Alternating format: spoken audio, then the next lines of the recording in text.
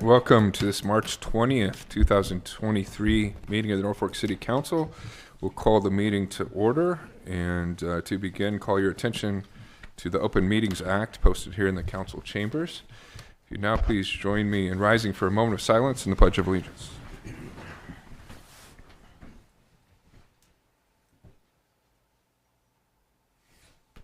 I pledge allegiance.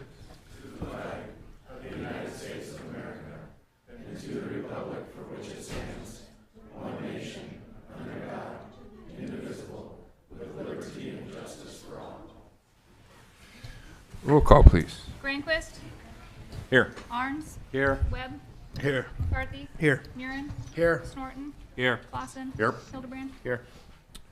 Okay, with that, I would look for a motion to approve the consent agenda. So move. Second. Couple of changes The consent agenda or the full agenda? to remove from. Oh, I'm sorry. Yes, I would look for a motion to approve the consent agenda with the following changes: removal of number 18 and 30 to regular, and a correction regarding the March 9th work session meetings, a correction to the meetings from that work session, Yep, to the minutes of that. to the minutes of the work session meeting from March 9th. So with those changes, would look to entertain a motion to approve the consent agenda. So move. Second. Motion second. If no discussion, please vote. All council members present voting in the affirmative, motion carries. Okay, would then look to for a motion to approve the full agenda with one change, and that is moving item number 37 to the last item on the council agenda. So moved. Motion second. If no, Just some clarification on that. Is that behind item 46? yes, after item 46 to After. be the last item on the agenda. Yes. Thank you. We have a motion and a second. Motion second. If no discussion, please vote. All council members present voting in the affirmative, motion carries. All right, that takes us to item number 32 on the council agenda under special presentations. We have a couple proclamations here tonight. The first is to proclaim March 12th through 18th, 2023 as Girl Scout Week.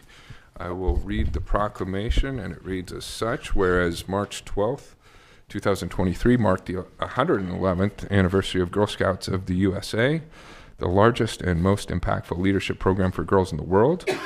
And whereas today more than 50 million women are Girl Scout alums who have made the world a better place. And since its beginnings, Girl Scouts has emphasized public service and civic engagement and fostered a sense of community in girls. And during a time when girls are experiencing increased levels of anxiety, stress, loneliness, and depression, Girl Scouts continues to provide community and connection for girls and is a safe haven in all of today's uncertainty.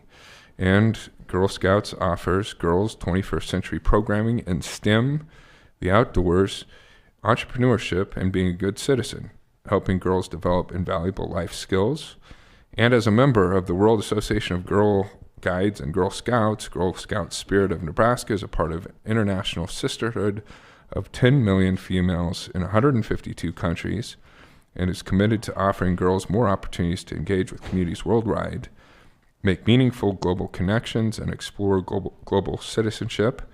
And whereas the Spirit of Nebraska Norfolk Area Service Unit serves 95 girls and 50 adults, now therefore be it resolved that I, Josh Moaning, Mayor of the City of Norfolk, Nebraska, by the power vested in me, do hereby proclaim the week of March 12th, 2023 as Girl Scout Week in the City of Norfolk, and applaud the Girl Scout movement and Service Unit 502 for providing girls with a safe, inclusive, all-girl space where they can hone their skills and develop leadership abilities. So with that, I think we have some folks here to receive the proclamation officially. Can you come forward, please?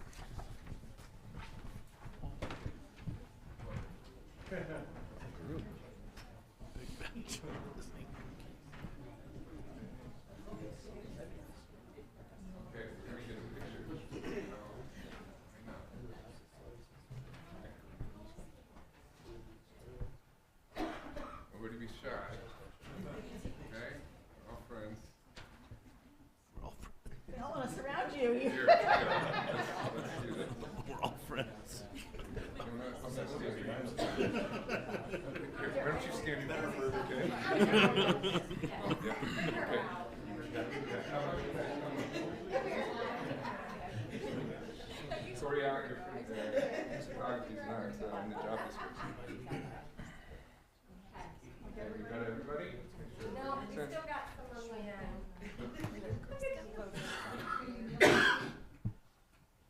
There we go. You don't need any of that.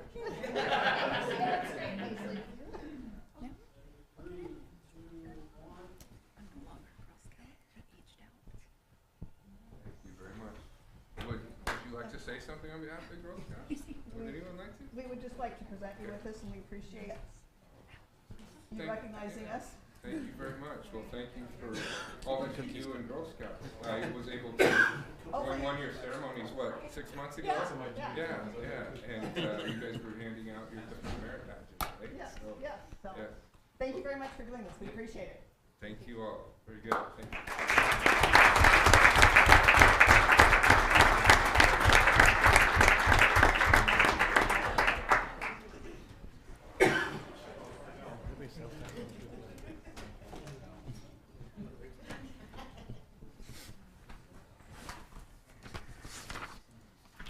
All right. Once again, I want to thank all the Girl Scouts and parents who were able to join us tonight. And we do really respect and appreciate all the work that you do in the community and the work you do within your group to promote good citizenship and stewardship. Thank you. All right. Next proclamation tonight is for March 23rd, 2023 as Noon Kiwanis Day. Proclamation reads as such: whereas the Kiwanis International is one of the largest service organizations in the world with more than 600,000 members of all ages and abilities in more than 80 nations, and the members of Noon Kiwanis Club of Norfolk are devoted to improving the world one child and one community at a time by seeking primacy to the human and spiritual rather than the material values of life. Whereas in addition to improving the lives of children in the Norfolk area and in communities around the world, Kiwanis Club members promote the development of community leaders, positive role models, intellectual understanding and cooperation, and opportunities for fellowship, personal growth, professional development, and community service. And the first Kiwanis Club started its service in Detroit, Michigan in 1915, and the Noon Kiwanis Club of Norfolk was formed on March 23rd, 1923. And whereas the service provided by the Noon Kiwanis Club of Norfolk will continue to have a positive impact on our community and citizens. Now, therefore, I, Josh Moaning, Mayor of the City of Norfolk, do hereby proclaim March 23rd, 2023 as Noon Kiwanis Club Day in the City of Norfolk, and call upon all citizens of Norfolk to render support to the members of this international organization and to make themselves aware of the Noon Kiwanis Club of Norfolk, whose members are providing meaningful service to our homes, schools, and community. Is there anyone here from the Noon Kiwanis Club to receive the proclamation? Right.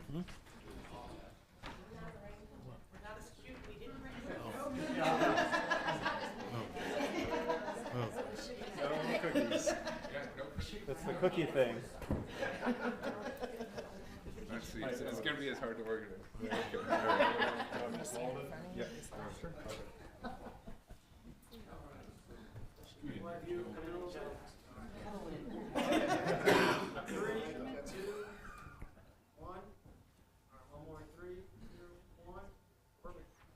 Good. I'll give you the same opportunity. You want to say anything about Kiwanis? Who wants to give the speech? Oh, gosh. Give the microphone to Steve, all right. It's me, I guess. I'm proud to be a Norfolk Noon Kiwanian. Kiwanis has been an integral part of my family. My brother-in-law is now the president of the club this year.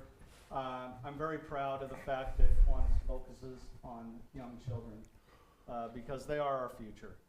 And one of the things that my father said when I first came to town is he said, son, you have to join a service club. Pick which one you want, I don't care, but in order to be a good citizen and a good business person, being part of a service group is important. And I did the research, and I liked what Kiwanis' message was. I like the fact that they meet at noon instead of at nighttime. You know, it is. Norfolk is a healthy community because of its strong service groups. And all the service groups that are active in Norfolk are an integral part of that, and we're proud to be 100 years, and we plan on being 100 more. Thank you.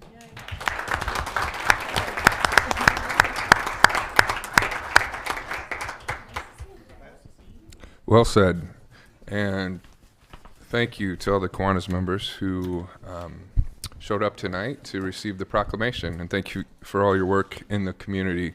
As Steve said, our community is strong in many ways because of people who care enough to get out and serve. And the service clubs are a good way of doing that. So thank you again.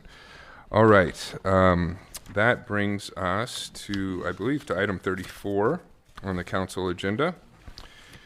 And this is a public input session, public input and discussion to receive potential council recommendation, if necessary, regarding an occupation tax on alcoholic beverages and possible special election for the police station expansion.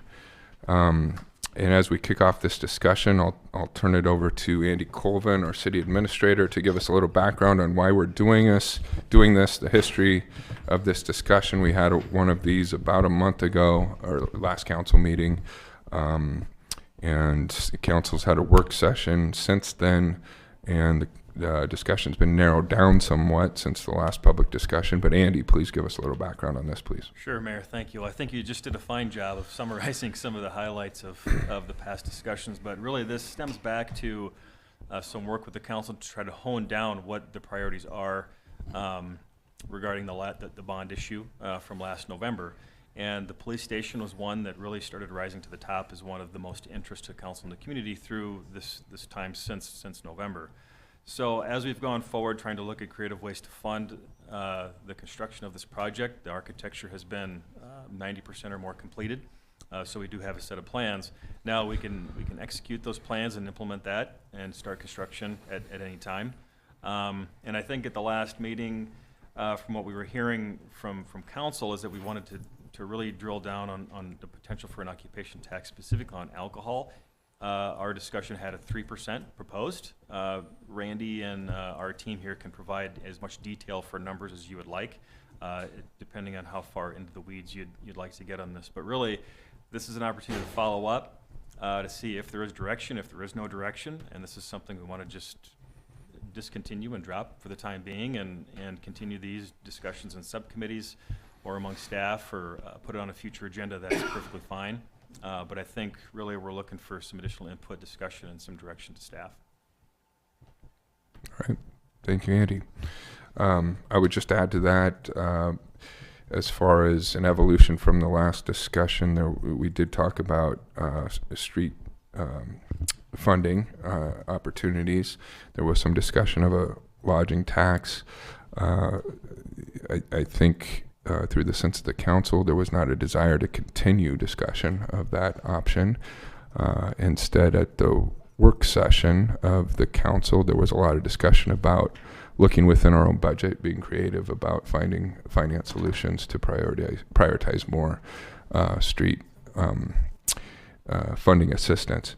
And so we are narrowing this discussion now to as an effort simply to take more public input on the idea of a special occupation tax just on alcoholic beverages, as you indicated, Andy, at 3%, as a way to help finance the police station expansion. So with that, I'll open it up to council for any comments before we take public input. If there is none, we'll go straight into public input.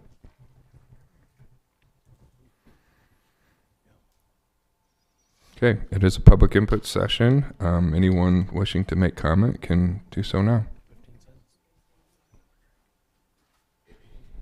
How much will taxing at 3% make? You're welcome to come up to the podium. So I'm just curious, I'm Kim Davis, I'm just curious how much taxing alcohol 3% would make over how long? Mm-hmm, yep. So our city finance officer, Randy Gates, has run a lot of these numbers, and these are estimates and projections. But Randy, can you give us a rundown on the estimated projections of revenue from alcohol tax? Our estimate is, and this is a estimate, I want to emphasize that because we don't have an alcohol tax now, but our estimate's about $733,000 to $734,000 a year. And that would be enough to pay debt service on a bond at an average interest rate of 4% over 20 years to do what we're anticipating the police station would cost. Okay. Not to be a smart aleck or anything, but if we would just arrest the people who are running the red lights in town, we could pay for a new police station. Just saying. Yep, sure. Yeah. Just to clarify on that front, when we do receive citations, the payments from that actually goes to the school, so that money does not come back to the city. Yes, ma'am. That's something I didn't realize until just a few years ago myself, that those fines and fees go to the public school system. Thank you, Kim, for your comments.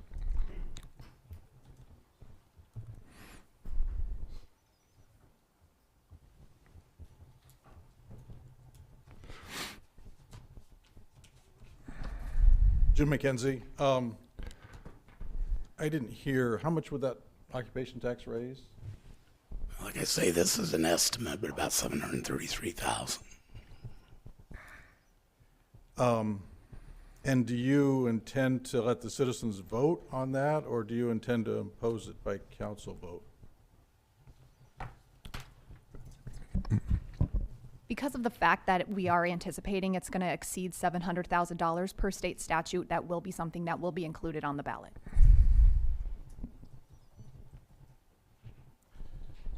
First of all, I want to state that I'm very much in favor of completing the police station expansion as soon as possible. I think that's important. However, it's also clear to me that we have more than sufficient funds to pay for the expansion without a new tax. For example, there's $955,000 of undesignated ARPA funds in the budget, $763,000 of undesignated council priority funds in the budget, $785,000 of landscaping funds in the budget. Sales tax receipts are up by over $350,000 in the first 5 months over the budget of this fiscal year. Just those dollars alone total $2.8 million. Why don't we use those funds as a cash payment against the $8 million budget for the expansion and finance the remaining amount? We could easily pay the balance using the annual council priority dollars in 15 years, or even 10 if we used a combination of the council priority dollars and some of the sales tax increase. And it could be reused to an even shorter period of time if we eliminated the assistant city administrator position and used that extra $200,000 per year to be applied toward this police station expansion. It could easily be paid for within our existing budget with existing funds. I don't understand the push to implement a new tax to pay for this when we clearly have enough room in our existing budget to pay for it.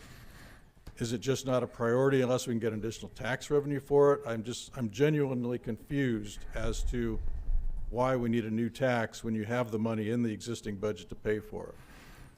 And then what if it fails? If it fails, then now you've stymied the police expansion by again forcing the citizens to approve a new tax in order to expand the police station. If you're adamant that a new tax is required, how about putting 2 items on the ballot? One, to approve the issuance of the bonds to pay for the police station, and the second, to approve the new occupation tax. That way, if the citizens approve the bond issuance, but not the new tax, you can proceed with the expansion, but you would have to do so within your existing budget. If the citizens approve the new occupation tax and the bonds, then you can use that to pay for the police station expansion and use the excess budget capacity for other purposes, hopefully for street repairs. Questions? Jim, I'll ask you a question. So you add up all those numbers and you came to like 2.8 million, you said, just in like ARPA and. Correct. So that leaves us roughly like 7.3. If it's $8 million of the last number I saw was $8 million for the budget for the police station. And So we're still short how many million? you're short 5.2? And where do you want to get that from? You That think, would be- and that is like totally getting rid of all landscaping. Right, So let that die. right, Just Right. put it all towards there. right. So where do we get the other million? So the 5.2 could be financed over 15 years at 4% interest and paid for using your council priority dollars, plus a little bit of your excess increase in sales tax revenue. So you're saying finance it Yes, yes. So you'd still issue the bonds, you'd still finance it, but pay for it with existing revenues over 20 years, over 15. or 15 years. And actually, if you used the council priority dollars plus a little bit of additional sales tax revenue, you can do it in 10. And actually, if you eliminated the assistant city administrator's position, that's 200 grand per year. By the time you take pay and benefits, you're probably even less than 10 years with existing funds.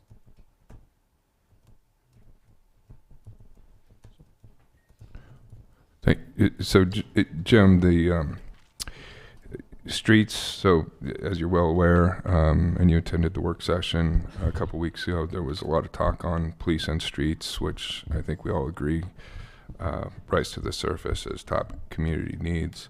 A lot of that discussion about finding the street funding to get where we need to be to do better on streets was looking at some of those very sources that you just mentioned that would be diverted to the police station.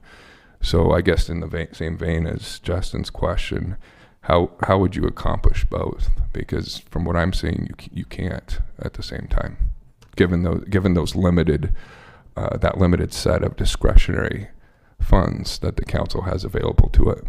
I think there's also a need to take a deeper dive into the budget and understand where our expenditures have gone in the last 5 to 10 years. We've talked about the revenue has increased right now. Well, the last item that the city posted on their Facebook page back in last fall said that our revenues over the last 9 years are now $13 million annually every year above what it was 9 years ago. So we're collecting a ginormous amount of additional revenue every year, and where is that going? Somewhere it's been absorbed in that budget, and I think we need to take a deep dive in that budget and say, where is that? Can we claw some of that back out and use that for streets? In addition, we've got growth in the sales tax I think we can use on streets. We've got some of the balance forward in the budget that can be used on streets. I know the police are down on staff. I mean, I think there can be some real deep looking into the budget about where that additional dollars can come from on the streets. We need 2.4 million additional dollars for streets. That's what we need additionally per year. So I think when you're going over your plan, I think yeah, you're right. You could finance one. I think you can do one or the other. By running the numbers, it just depends on how aggressive you want to get on streets. It's going to slow it down greatly if you don't do one or the other. So I look at our budget, 80% of the budget is payroll, essentially. And then what you're talking about, those additional revenues, those are what grew that beginning balance from like $1 million 10 years ago to closer to 8 million now. And so the goal was to get that to like a 13%. So if you take 80, 13, that's 93. So you've got about 7% of the budget that you can look at and dial into what that month, that's, unless you want to drastically reduce the emergency funding, which you could do. Reduce what? You drastically reduce the emergency fund. You know, you'd have to really draw down from that, or you'd have to work on that 6 to 5% dollar amount there that isn't designated for emergency fund, isn't designated for wages. So then it would be either you cut a tremendous amount of service, which is probably going to come out of either the fire department or the police department. And then you'd have to look at, like you said, don't get into administration assistance, that's 200. That would come out of admin. I just don't know. I think the numbers it's tough to see. It'd be like you could maybe you'd really have to drastically think about reducing what you're going to do. What we were talking about doing for streets was getting really aggressive with it. So I understand the numbers you're talking about would work for one or the other. I don't know if they could do both. And it's a very aggressive plan that you're putting together, because it would put you in a situation where you might have, because I think if you look at the projection of the budget and how Randy sets that up, you're probably at some point in time going to have to do some sort of mill levy increase to absorb some of those funds. even with the growth of sales tax with it. That would be my, just being here, sitting here long enough, you can look at those numbers and see that happens. So with the advent and the change of the tax to allow sales tax to be used on online sales, that drastically reduced. That's what you're seeing, that growth. That drastically changed the city's projected budget at that time. Otherwise, before that, we were talking at 2015. I mean, I know you were around back then, but I mean, we were talking going the opposite way, or services are going to be cut. So I think we've had an opportunity. I think you're right. We need to look at the beginning balance. I agree with you 100% on some of that you state. Do we look at what we do with council priority dollars differently? Those are a tricky thing. I thought they were more than what they were, honestly, but they're only $400,000 a year. You're right about that. So I think one time me and you were talking, I think we talked, they were closer to 8, but they're not. It's only 4. And those are the funds that, honestly, that's besides that and Keno funds. When people come to the community and they're like, we need to expand a trail system over here. That's where those funds typically come from. They come from, well, mostly Keno, but a little bit of council priority. Now, the council priority dollars, we didn't really have those for a long time because they were tied up in park payroll and they were tied up in the payment of this building. So, I mean, we paid the building off. We decided to do that a while back. That reduced the beginning balance a little bit, which probably overall was a good thing. I mean, we can all admit that was a good thing to pay this building off. So it did free that $400,000 up. But I was thinking maybe that 400 would be better served going towards streets than paying on a bond. So I mean, I think I think you're presenting a good plan. I really do. I think you put a lot of time into that, and you obviously have looked at the budget, and I think that you have a good presentation and a good plan. So I'm not trying to, say what you're saying is false. I'm just saying you've got a good point and make a good point about the plan. It's just to do both. I think we could. I mean, it would change the scope of how we're doing things, of what we would do with roads. Obviously. Sales tax, the excess sales tax goes into the beginning balance, right? Well, it doesn't because your growth in your wages change each year. Your budget is growing along with inflation, just like everything else. So you've got 3 to 3.5% inflation each year that sales tax absorbs with the growth of it. It just happened to be growing faster than inflation is. So that 4% or 4.5%, whatever you want to call it, and maybe that percentage is what has grown the beginning balance from $1 million in emergency funds to $8 million today. That's what grew that, was that. And then property taxes, as far as property goes, those typically are absorbed by the budget each year with the inflation with inflation on the dollar. So it gets absorbed. Recently, with the acquisition and the expansion of city property, you saw an increase of about 1.4 million because of the fact that there was annexation.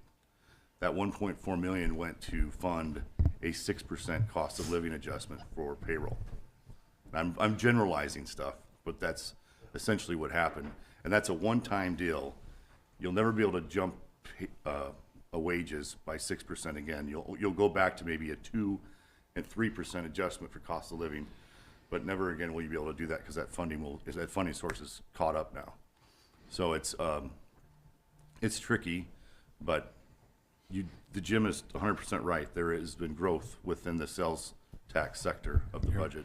I would note on that that part of that growth is reflected in community growth as a whole. 100%. When you add 1,000 new housing units in 4 years, and you annex, the community's going to grow, and with that requires increased public services to accommodate that growth. So that's another part of this that we have to be mindful of.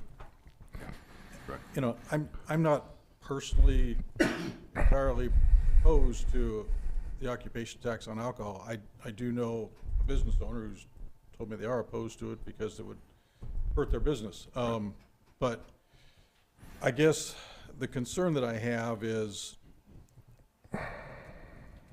where do we tighten our belt to try and live within our means. If we have a new tax and now, okay, we've got all this other money that, you know, is undesignated, how do we know it goes to streets? Because it hasn't been. I mean, you've done some street projects, you know, Benjamin Avenue, et cetera, but that's all been paid for by debt. There's $20 million of new debt. You know, that hasn't come out of your budget. That's been selling debt for the next generation to pay for it. So how do we know that we're really gonna look at that budget and tighten it down? That's my concern, is that it's grown out of control, and by forcing you to stay within the budget, it forces you to look deep in your budget. If you're not forced to do that, I don't think it'll happen. That's my concern. How do we make sure that we're gonna look deep in that budget and really look at where our growth has happened, and how do we rein that back in? Can we have like budget hearings or like open Yeah. We do. where the public can come During in the- and give their input and Our line by open line meetings, item? budget review meetings are open to the public, yes. All right, I would thank say, you, Jim. To answer your question, I'm thinking it's probably capital expenditures. If you really dig into it, that'd be the area you could hit the first of any, you know, if you're gonna target the budget, that'd be where it would be targeted the easiest. And then your next would be, reduction in how much staff you have, you know? I would say there are lots of places across the budget where I see spending that probably isn't necessary. It didn't happen in the olden days. But things were tighter. I mean, when you hired a new staff person, you didn't buy a new $600 chair and all new office furniture and all that kind of stuff. We didn't do that. And so I think there's places across the entire budget that are ways to be a little bit more frugal in what we're doing. Andy, can you speak on that when he talks about an office chair and what we're spending on offices? And I guess I'm not aware of a $600 office chair, me personally. I know we have replaced several desks. We had a lot of them that were just not functional anymore. A couple offices in particular, they were built into the floor and they were outdated and not made for today's computers and use of that. So there has been some work to do with that. I've seen in City Hall over the last few years some renovations made that were made to better accommodate the public in a lot of cases. That, you know, there was some painting, some wallpaper taken down, some painting, things like that. So yeah, has there been a few renovations here and there to, I'm not sure how old this building is. Yeah, but I think if you look at it, and I think it's all public, open to the public, that kind of spending. I think we put it out there and justify every expense that was made in that regard. But to get to the larger point, we do want to continue the discussion on public input on the occupation tax on alcoholic beverages for the police station expansion. Is there anyone else wishing to make comment on that issue?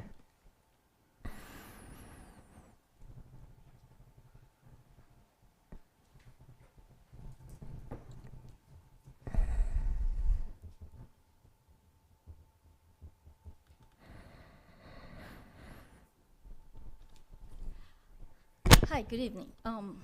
So from what I'm hearing, you want to have priority for the roads, road maintenance. When we were doing the November ballot, one of the questions was, if it didn't pass, what would the police department do at the meantime? Well, one of the answers that I remember is they might check on a satellite office until they get the money. Since we don't have enough money to do both, according to Mr. Clausen, I think because we haven't been spending a lot of money on the roads, it was one of the things that they said, you know, we weren't spending as much money as everybody else in Nebraska to do the roads because we had okay roads. So now we're at the point where we have to spend the money because we haven't been spending it for the past few years. So because the road maintenance is gonna cost $2 million, I think you have the emergency budget that you said was $4 to $8 million. That should be probably the first priority. and move the, I support the police expansion, so, but at this time, we can't support both. So we probably need to go with the roads and then revisit the police expansion. The police chief did mention something about a satellite office. I don't know what kind of buildings or what that would entail until we can get enough money to complete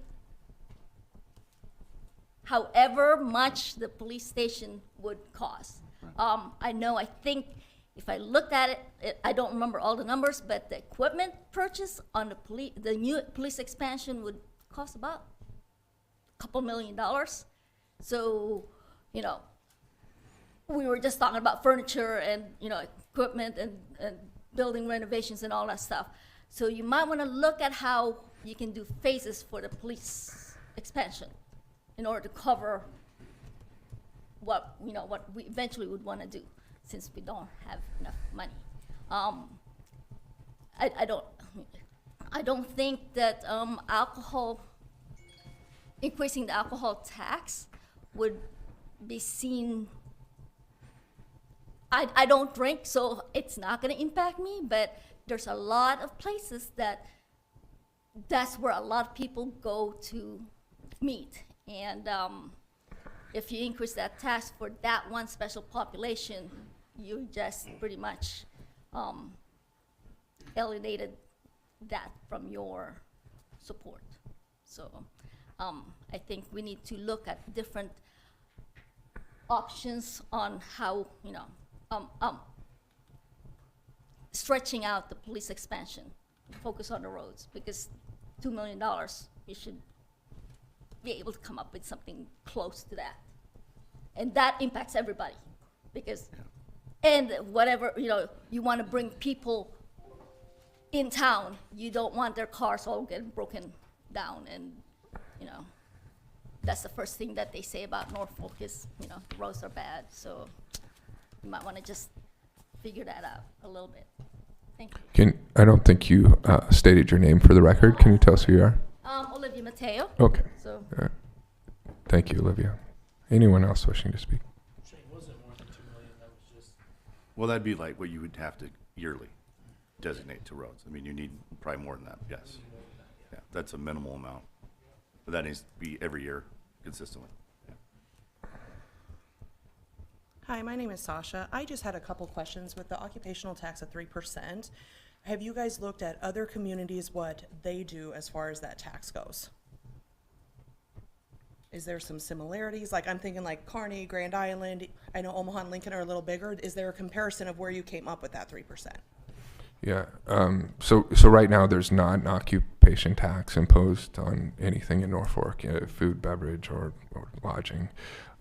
There had been to help pay for the Memorial Field and Aquaventure project, and the bond that funded those projects was able to be paid off earlier than anticipated. So those taxes then came off the rolls. So we're at 0% there.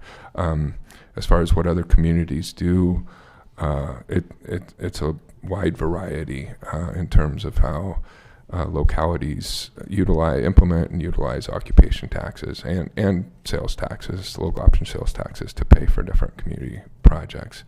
I don't know if we have an analysis handy of what cities, our peer cities, first-class cities in Nebraska, do in terms of occupation tax or lodging. I would venture to say we're probably in the minority in the fact that we don't have that we're not imposing either right now. So yeah. I just do want to kind of share something too, is I believe both the roads and the police station are very necessary. So I think as a city council, finding ways where we can have both of those are going to be vital. I also talked to Don Miller a little bit when the whole thing was going on.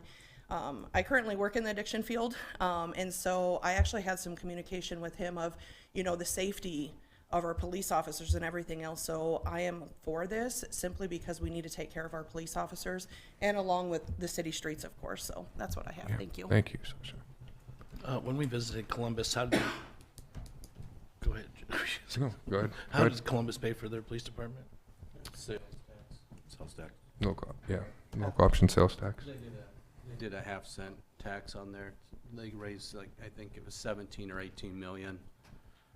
And they split it between the new fire hall and the new police station. Anyone else wishing to make comment?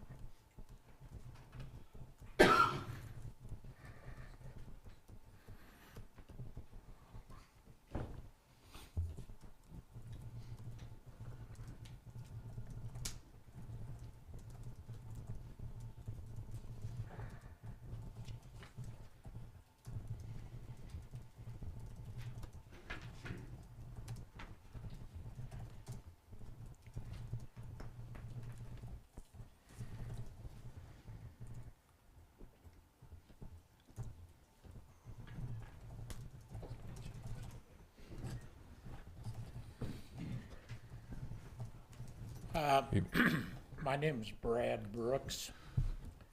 I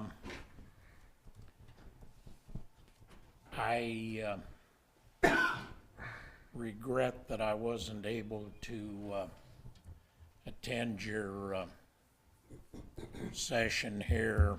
I think it was on the 9th. It actually came and went before I even knew that there was anything on the table, but kind of missed you too.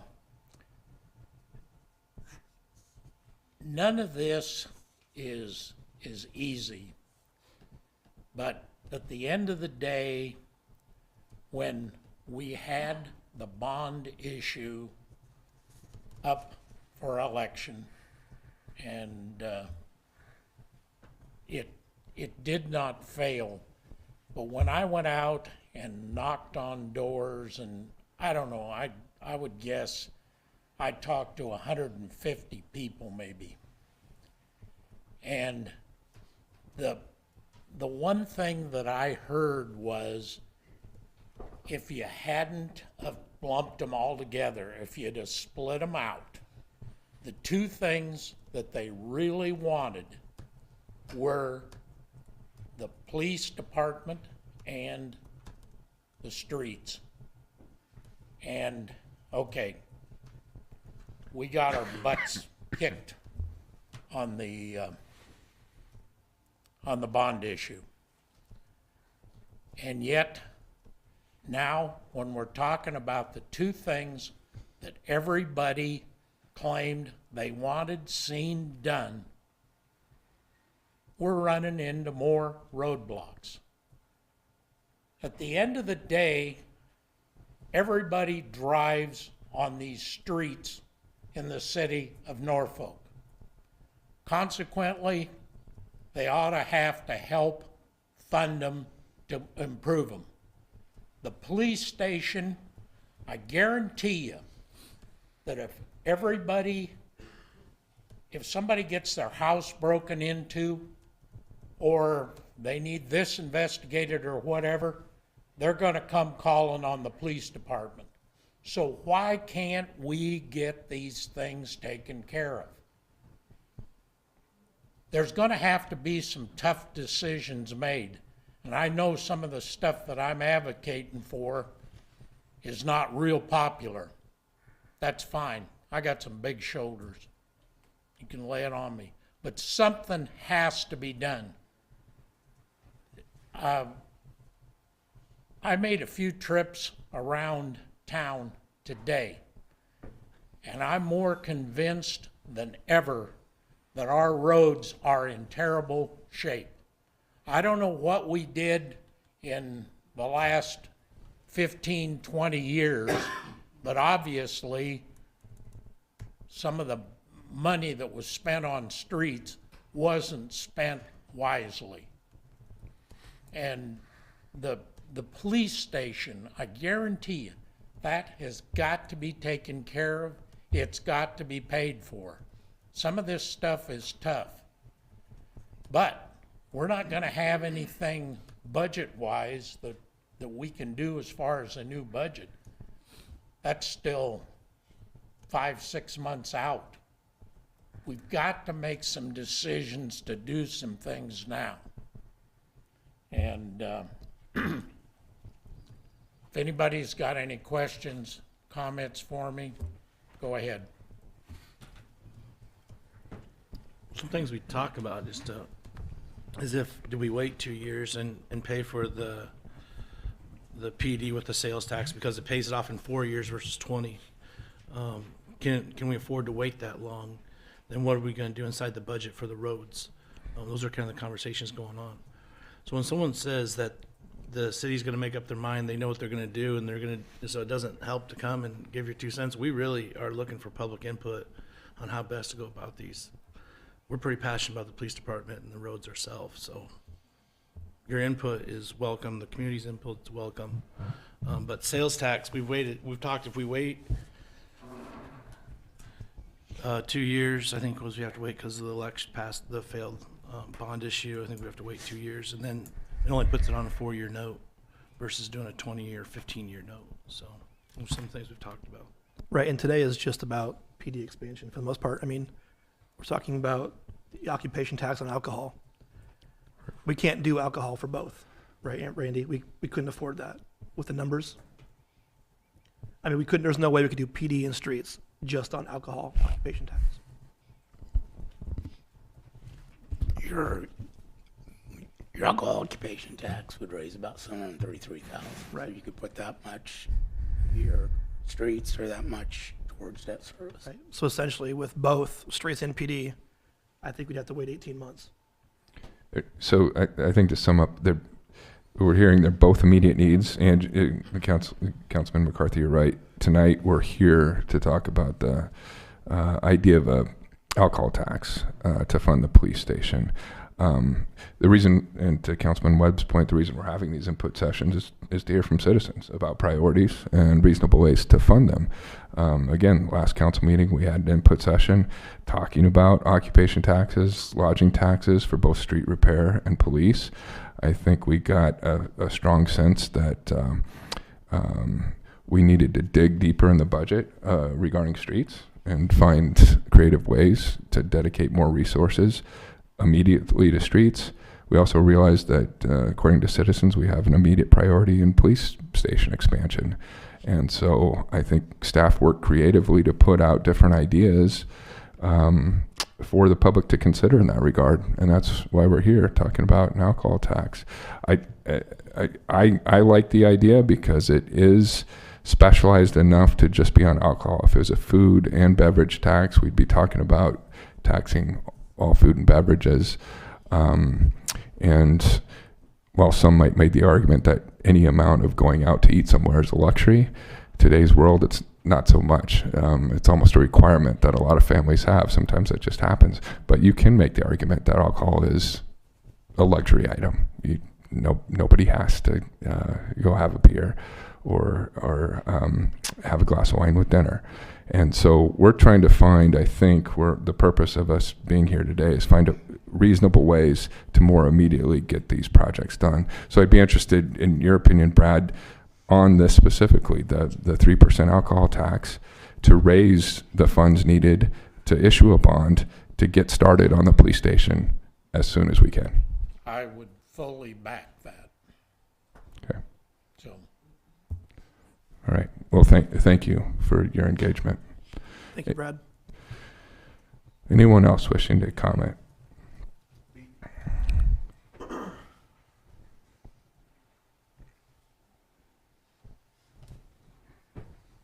I just wanted to follow up and clarify about Columbus and how they paid for their police station. Their local option sales tax, Columbus has a 1% always, and then they have an extra 0.5% that they designate for projects. So they've always stayed at maximum 1.5%. They've never gone above that. So it's always been maximum 1.5%. Just so that. That might be true, but I know they used $0.50 to pay for Correct. Correct, but that would be like us using our 1.5% to pay for it. It's within our existing 1.5%. They never had an extra sales tax above the 1.5% to pay for it. It was always within their 1.5% total. So, and I think this discussion is good. I'm glad we're having it. if there were some, and I don't know if you guys put it in the form of a motion or something that says you're gonna put X number of dollars of your existing budget in streets so that the citizens are aware and that they are understanding that there's a effort that's actually in the form of a resolution that says you're gonna put $2.5 million out of your existing budget every year in the streets. If this is approved, I mean, I think there needs to be some kind of a guarantee for the citizens so they know that that money is really going to go in the streets if they approve this for the police station, so that it's not just viewed as another tax. My biggest fear is that the citizens will see this as another tax and they'll vote it down, and then you won't get the police station built again. I mean, if you put two items on the budget, one for approving the bonds and the other for the tax, then at least if they don't like the tax and improve the bonds, we still get the police station done. I mean, I want that to happen. So my fear is that by adding this tax, if the message isn't right to the citizens that we're going to do streets with the extra money and this tax, that we pass up an opportunity again. So. What you're saying, Jim, is if we do the occupational tax, to keep honest within the budget and allocate $2.5 million, if that's just so we're not using that tax as a slush fund for the budget. Exactly. So you can tell the citizens, look, we're going to pass this additional resolution to use $2.5 million a year to put in our streets if this occupation tax goes through, so that then the citizens have some place to hang their hats and, okay, we're going to get some real progress on streets and we're going to get this police department expansion done. Fair enough. Thank you, Jim. Anyone else wishing to comment? Okay. I think we'll sum this up. I do want to point out, too, that since January, February, we have, going back to last year, taken citizen surveys on priorities. Again, police and streets rise to the top levels. We've also asked about opinions on finance mechanism, occupation taxes, like the one we're talking about here on alcohol, have rated first in those surveys in terms of preferred funding mechanisms. I just want to note, too, as part of this discussion, because we've talked a lot about discretionary spending within the budget, as was rolled out during the work session, there's more. We've seen more requests besides just police and streets.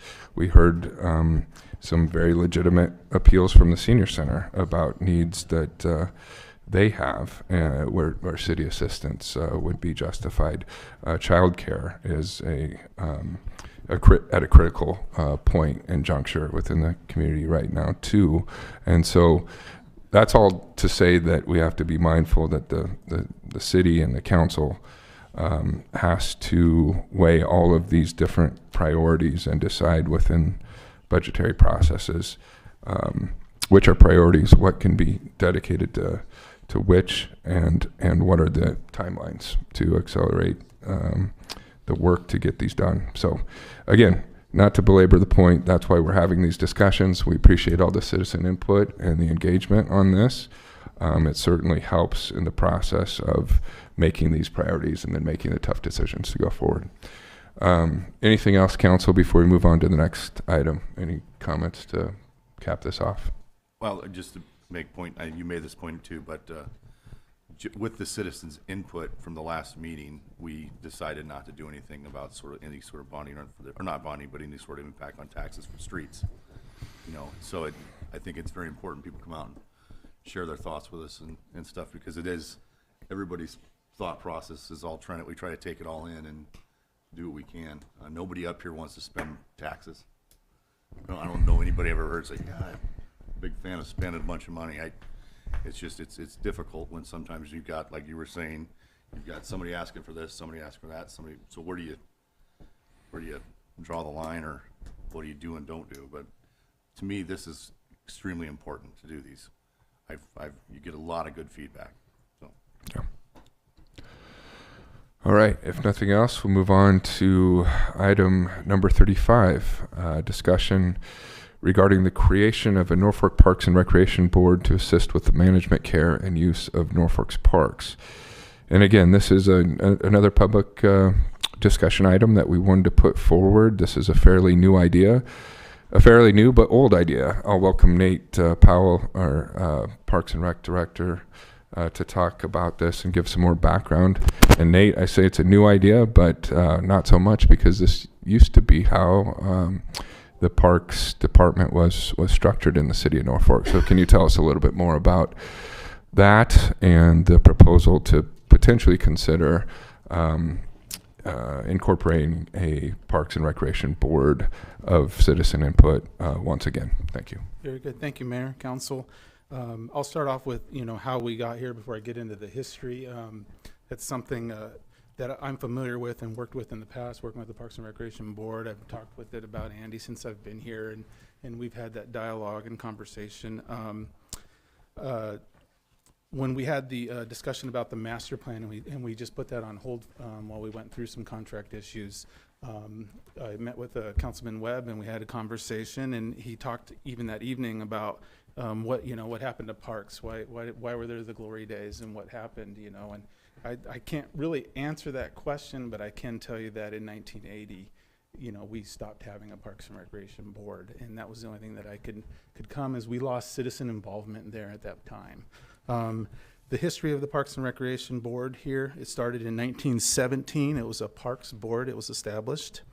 July of 1979, they abolished the Parks Board, and then they created the Parks and Recreation Board, the first time they tried to combine Parks and Recreation together.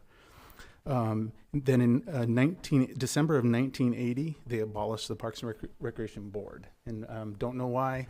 We looked in the minutes. There was nothing in the minutes, no discussion that was recorded. So we just don't know why. But that is the history. And since then, there's been no discussion about a Parks and Recreation Board that I can find.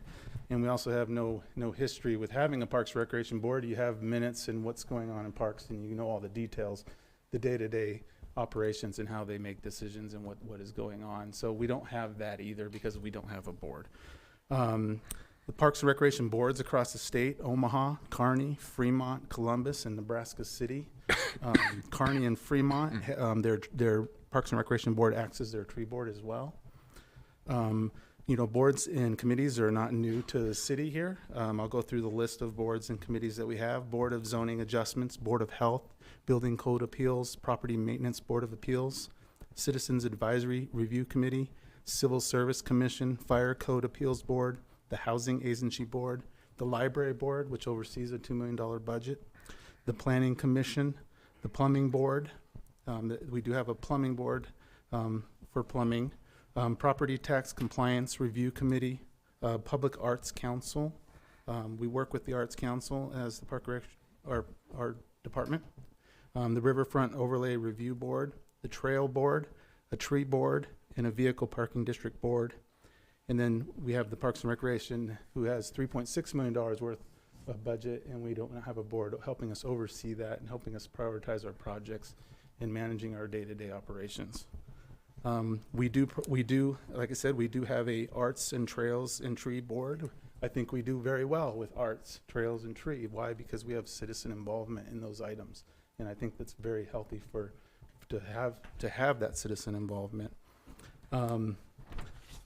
So what are the benefits of having a board? I think they represent the public engagement side and public involvement of Parks and Recreation. I think it gives me guidance on the direction, how we set priorities and where we're looking at in the future.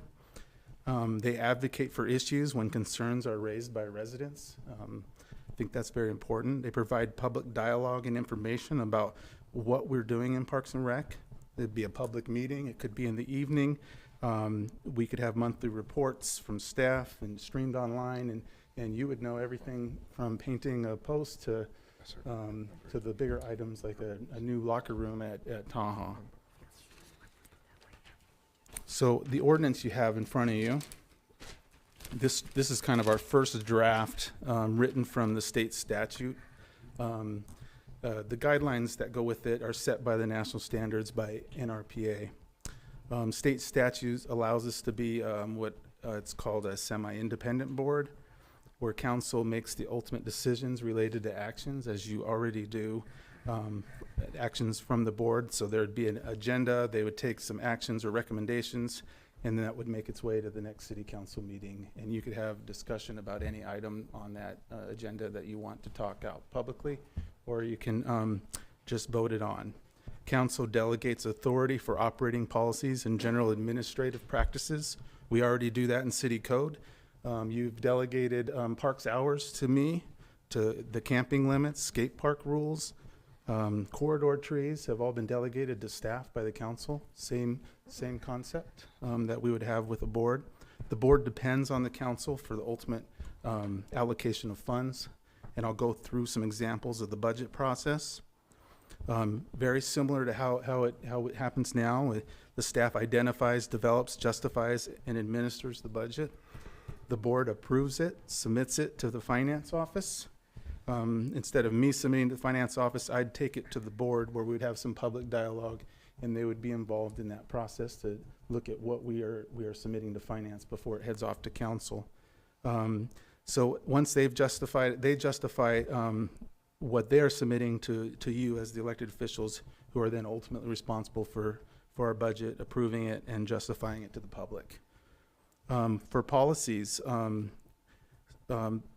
the way we handle policies, under the ordinance, we would have staff would provide input and advice. They would develop the policy manuals, administer policies. The board would formulate and review and adopt policies, and they'd evaluate how they're working. The elected officials would also review and support, as I said before, everything that happens at a board meeting would go right next to the next council meeting. Some policy examples that we deal with on a day-to-day basis. The life vest station right now, we're developing that for the riverfront. These are safety concerns and safety issues that shouldn't be on staff, but it'd be better if it'd be on a board that would help make those decisions. We've made decisions like for ice skating not permitted on the lake. Yeah. Another example, you said you better have the board. What were you talking about? I'd say it's when you're dealing with safety issues, it's better to have a board or elected officials actually make those decisions with regards to safety. An example would be at Skyview Lake when in the ice. You know, the signs say it's okay to go ice fishing, but it's not okay to do other activities. So those are policies that were set at some point in the past. Other issues that we do, we do playground design, pump track design. We've done the park design. The Johnson Park had concerns about a restroom on the corner. All things that we would have talked about publicly in a board meeting once a month, where the public could have come and talked to us about that and heard more about what was actually happening and what wasn't happening at Johnson Park, because that would be reviewed monthly. We're also doing a memorial garden at Winter Park. We're looking at what restrooms at Taha and locker rooms, all things that that a board can help and have public dialogue before it comes to council and during the process as well. So that's I think what we're getting at here is we need that public discourse once a month. You know, people need to know what's actually going on in Parks and Recreation. You know, we don't have it right now, and I think that this is a good path forward and a recommendation that we have. Do you have any questions? So you're going to meet once a month? Yeah, it'd be once a month. Okay. It'd be nice to be in an evening. Right. And then, do you have an idea of how many board members? We have it set up for 6 right now. You can do it in numbers of 3. So then if we go higher, it'd be 9. Okay. So, Nate, in terms of where those board members come from geographically, I don't think our ordinance addresses this, but theoretically you could say that there needs to be a member of the board from each of the city council ward districts, right? Yeah, it would be up to the elected officials to represent the entire community. Mm-hmm. Did you say your name, employ such person as may be necessary for proper direction, care, maintenance, improvement, and beautification thereof? What is that? So the way I looked at that, and I have, you know, the city staff hires, recruits, trains, supervises, and evaluates Parks and Rec staff. So that's already, I think, in code and how we operate. What When we actually submit a budget, though, they would have to support a budget that employs people. So they couldn't pull all the money out of the staffing budget and say, we can do maintenance, you know. You'd have to approve a staffing budget to keep people employed in Parks and Rec. And then I don't see any other, if there's a problem or potential problems of staff, that would be relayed to city staff to deal with and take care of it. There's nothing this board changes about what comes in front of the council? Everything would have to come, I would see everything coming to council on the next agenda after our meeting. Does this wording support that, though? Does this wording, I believe. as an advisory board, not to circumvent the council in any way, Yeah. but just to lead to transparency and community involvement, like you're saying? I believe it does, but, I guess the question I have is, if the way this was presented is, what role does the Parks and Rec subcommittee have if this board is, and I was with Justin, this is an advisory to the subcommittee and not taking over for the subcommittee, was my understanding of this. yep, so it would be up to you if you wanted, so we'd have a liaison, I would believe, from a city council member as a liaison. And then that individual will be able to help us determine, you know, what we want to take to the next council meeting. We could meet immediately following, or what to take to the subcommittee, I'm sorry, and what to take onto the next council meeting. So this would be a public meeting? Public meeting that any citizen can attend? That's correct, yes, and we could televise it as well. I guess I have one other question. I'm not 100% sure that 6 members is going to be enough with all the different groups and all the different activities that the groups do. If 6 is enough to make sure everybody's interest is accommodated in a board such as what's in front of us. Right, well, NPS have a seat, you know, there's gonna be a lot of groups, I agree with, that's kind of what I was asking, so. You know, NPS, you have softball groups and that I sort of wanted, thing, so. like, The ordinance does allow for up to 9 members, is that right? I think 12 is. We can do as many, as long as we stay on the multiples of 3, Yeah. so do 9, 12, 15. I want to be cautious though that I feel like the sports world gets a lot of attention and they can dominate a conversation and they can dominate a group. When I wonder as far as percentages, is it the everyday citizen using the park more often? I would lean towards yes. And to make this board not reflect a bunch of private sport clubs, make it reflect the citizenry. That would be my ask. I think part of that would come from Nate having an agenda at the monthly meetings, and that would help coagulate some of that difference in what you're talking about. It would line up with the arts, it would line up with all the different things that the parks takes care of as a whole bubble, because I believe that parks is not just a parks in this community, which I'm thankful for, because I think that's what justifies and helps us build a better community. So I think that would be, on the other boards that I'm on, is Nate would have an agenda for that month, and that's what you would talk about. Depending on the time of year, depending on what the season is, that type of situation, I think that's how that would have to be structured. I want a maintenance guy on there.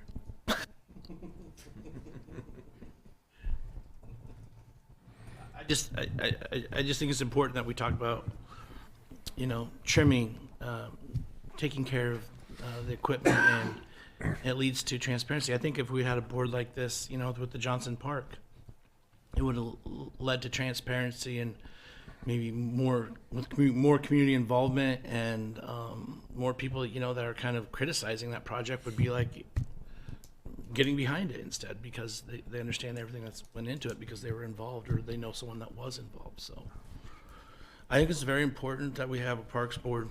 I'm passionate about doing this because I think it leads to community involvement and transparency, and I think the community cares about the parks, and I think we need to focus on getting them back to where they should be.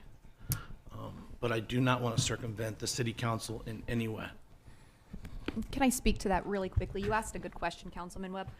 So as far as how this ordinance is written currently, it's very heavily geared towards what the statute reads. And so that kind of anticipates a board that is advisory, but that makes a lot of decisions almost unilaterally. So if you want it to serve as an advisory board where all of the final decisions will come before the council on a consent agenda, perhaps, we can clearly put that within the ordinance. But as it's laid out here, when you're laying out the ordinance and you're kind of deciding what you want that board to be in charge of, that is the point where you lay out the decisions that you want the board to make or not to make, decisions that you want to reserve to the council. But we could make it very clear, at least initially, the first iteration of this ordinance, that the council wants to review everything, even if that means it's something you know about and they discuss thoroughly at the board level, but then it comes here and it's on the consent agenda and you have the opportunity to leave it on or pull it off.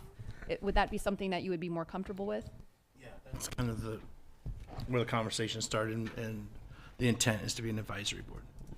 And I think once the community gains confidence in this Parks and Rec board, it can be whatever, the council or their community wants it to be. But I think starting out, it needs to be an advisory board. Well, I think there's a framework in place for this. The library board has been active for a number of years in the community and has played that role exactly. So I see these two things operating much in the same way. Yeah, I would agree with you too. Not only gain the confidence of the community, but even gain the confidence of the council with having those come in on the consent agenda initially. And I also think Danny made a good point on, we can make a change to this at any time. Yeah. Any councilman can bring up and want to change an ordinance, and we can have discussion and have that change in the ordinance, no matter what it is. So I think that's a good point you made, Danny. I mean, we have seen a lot of heavy agendas lately, and so eventually if you get comfortable with the operations of the board such that they can operate unilaterally within the parameters laid out in the statute, then we can easily change the ordinance to reflect that there's that bandwidth allowed within the statute. Mayor and Council, if I may, I'll just offer this. This took some convincing. I think Nate would attest to that. This took some convincing of me that this would be a good idea. You really had to work at it on me for a number of months, actually, to convince me of this. And I think Councilman Webb as well was working on me as well. But I think as I've thought about this, I think it's a really good way to create another, and I think what we're talking about here is an advisory board to the council. I think I would suggest, as we would do the full 9, assuming we could find enough people to serve. I think we need to keep in mind it is a volunteer board. It is an unpaid board of citizens. And I know we touched on a little bit about when they would meet. In our conversations as a staff, we'd foresee this being an evening meeting similar to when the city council meets, so that people can attend and there's enough notice, and it's not happening at in the middle of the day when the public it's difficult for them to attend. So, and I think having on a monthly basis is reasonable. I don't see that as burdensome. So I just wanted to throw some of those points out there, and I think it'd be a really good move for the community to move that way. Okay. Any questions? Thank you. Thank you, Nate. Thanks, Nate. Any public discussion on this?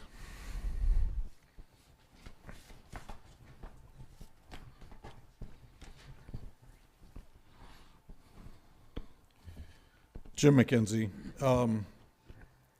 So there's nothing in this ordinance as written that says it's an advisory board. The very first paragraph says, well, under section 18-81, there is hereby established a Parks and Recreation Board referred to in this article as Parks and Rec Board, who shall have charge of all parks. That doesn't say advisory, it says they have charge of all parks. 1884 goes on to say the responsibilities of the Parks and Rec Board to have charge of all parks belonging to the city and establish rules for the management, care, and use of the same. Does that include setting fees for everybody who uses those parks? Layout, improve, beautify, design all grounds, bodies of water, and buildings owned or acquired for public parks and recreational facilities to the extent that funds may be provided for such purposes. So does that mean you give them a budget and they decide what they want to do?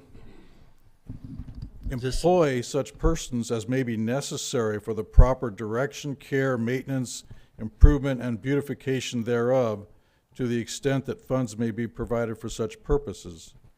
Does that mean they are in charge of your employees?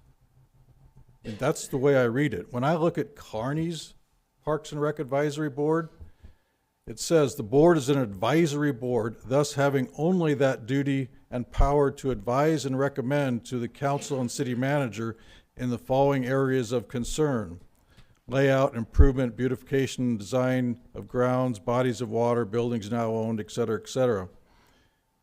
It's an advisory board. This ordinance as written is not an advisory board. I would suggest that you look at Kearney and some of the other communities and what the advisory board is. The way I read this one, it gives that board tremendous amounts of power over your parks, and I don't know that that's really what you want to accomplish. I don't think that would be a good idea. It also says that their other duties or responsibilities may from time to time be assigned by the mayor or the city council. What does that mean? They can adopt their own bylaws and rules and regulations. I really think you need to take a look at this. I would recommend tabling it, looking at what some of the other cities have done in terms of a true advisory board and not a control board. This was just a conversation, right? Right. This was a conversation, and Jim, if I may, you're absolutely correct. This is not set up as an advisory board, not yet. When we were putting together this draft, we looked directly at the statute, and so the language that you see encompassed here mostly is directly pulled from the statute. And that's why, as a staff, we decided to have this conversation tonight, because we did want to hear this kind of input about what the council wants to see out of this board.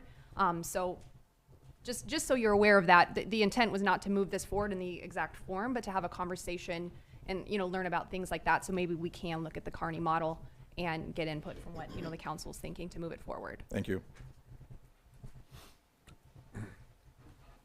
Since he pointed out Kearney, I want to point out Columbus, who does not state it as advisory, and they operate the way that we've written it. The only thing that they can't do is approve contracts.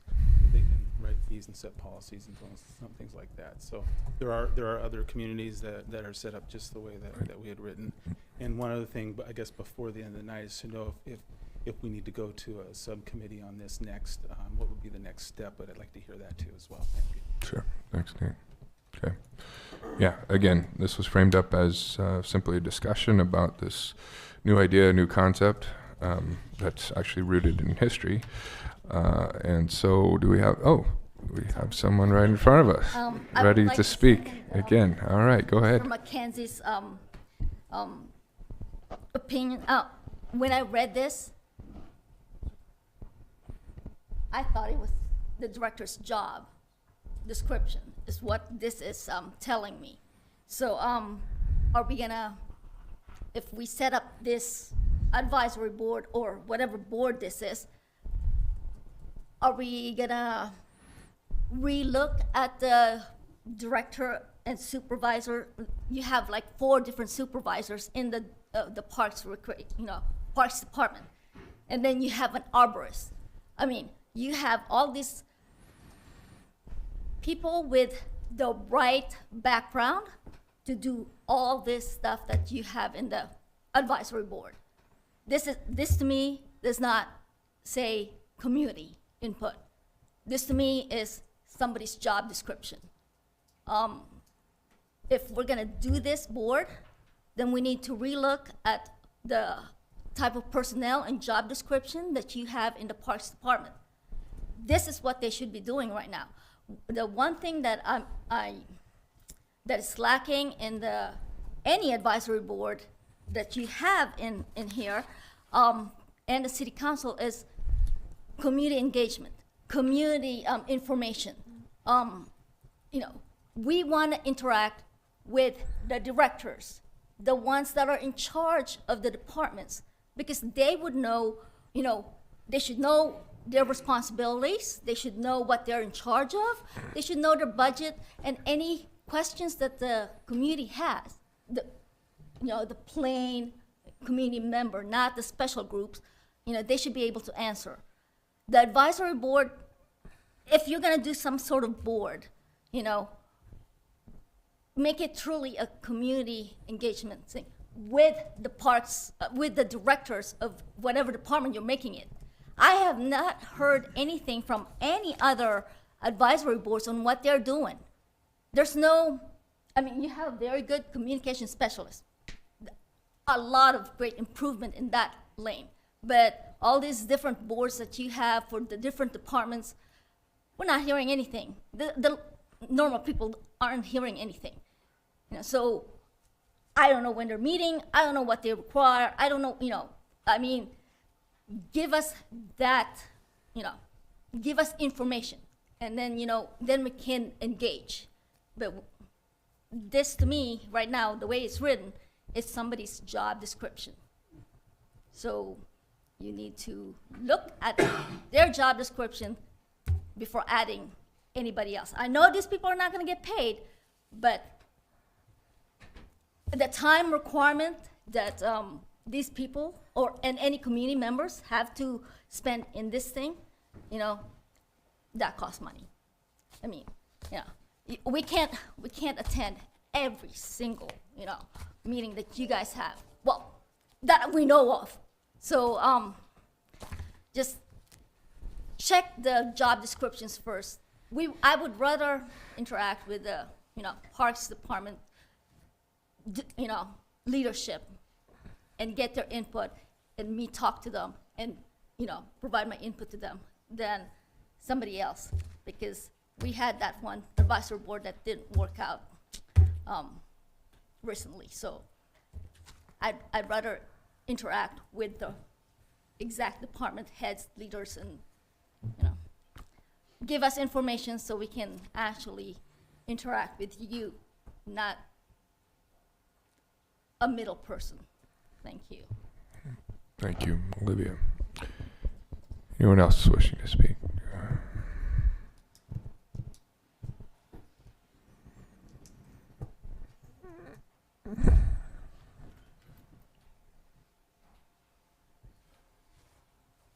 I have a couple, my name is Tim Ernst, and I have a couple questions. Number one is people driving into this town. You want it to look as nice as can be when you're coming in from the south. First thing they see is entrance to Tahazuka Park out there. It's got TKO'd by a car about 3 months ago. So least they could do is, I understand it's been cold and stuff, but I think they could clean it up at least, so it looks a little nicer. Also, I believe Skyview Park is a city park, correct? Why is Skyview Lake a storage bin for a certain guy's business? There's been paddle boats stored out there all year. There's a building stored out there all year. So why is that turned into a storage for one man's business? I don't think that's true or correct. You know, I don't think that should be allowed. Also, on the streets, why does it take 5 guys and 4 pieces of equipment to patch the holes? Hey, Tim, do you have a comment on the Parks Board? Huh? Do you have a comment on the Parks Board idea? On the Parks Board? Yeah, that's what this discussion item is about. Kind of like on, I guess the Park Board would probably be all right, but as long as it's not paid. But on the other hand, I think that's, some of that is why we're paying Director of Parks also.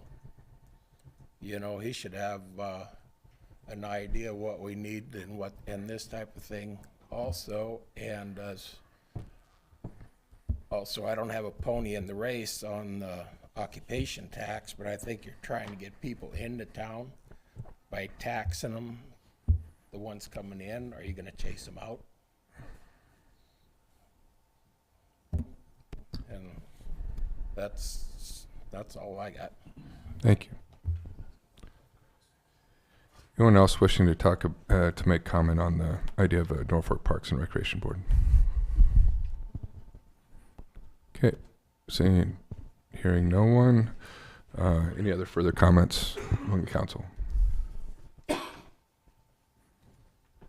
All right, in terms of suggested next steps, I think that's reasonable to go to a subcommittee on this, given this discussion, taking some of the input given to refine and adjust the model language that was before us, and have a discussion at that level, and potentially bring back to the council at a council meeting.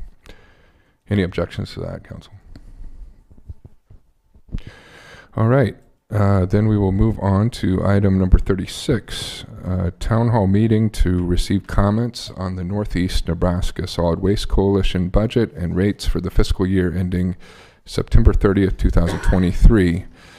And for some background on this, Randy Gates, our city finance officer, please. Yes, this is a requirement of the Solid Waste Coalition interlocal agreement. This may be the last one of these we have, because the board at the last meeting on March 1st directed that staff try to go around to the communities and get in, this is part of our master plan update, and get some amendments to the interlocal agreement. One of those amendments would be doing away with this town hall meeting. We don't have much input in this anymore, as in normally none. So I expect this will be the last one of these we have. According to the SWC interlocal agreement, this town hall meeting is not required in only Norfolk, but Fremont and Columbus is the three largest coalition communities. Included in the agenda packet is the proposed budget. It leaves the rates unchanged at $24 per ton. Balance forward increases about $1.2 million, going from about 7.2 last year to about 8.4 this year. That's just due to normal coalition operations. Use fees decrease 115,000, or about 3.76%, to a decrease in budgeted tonnage. We budget tonnage at the last full year of actual tonnage. When we put the budget together for the 21-22 year, the last full year we had was a 19 to 20 year, and that had a lot of flood debris going to the coalition, so that made that year artificially high. So this is going back to more normal level. So we take the last full year, increase it 6%, and that's what we budget for tonnage. Interest income increases $50,000 due to increase in budgeted interest rate. Personnel costs remain about the same, going up a little less than 1%. There was a 6% cost of living adjustment in here, along with normal merit pay increases, but there was some turnover in the part-time scale clerk position, and that was filled at a lower pay grade, and that pretty much offset the other increase. Disposal fees increase about $72,000, or more than 6%, due to an increase in fee to Waste Connections. That was negotiated up 10% this year. They had not had a rate increase since Coalition opened in 1996. The budgeted capital outlay is $4.2 million. Most of this, over $3.8 million, is for engineering and construction of Cell 6. And this is the first phase of Cell 6. There'll be a second phase later. And there's also $365,000 for vertical and lateral permit modifications in the capital outlay.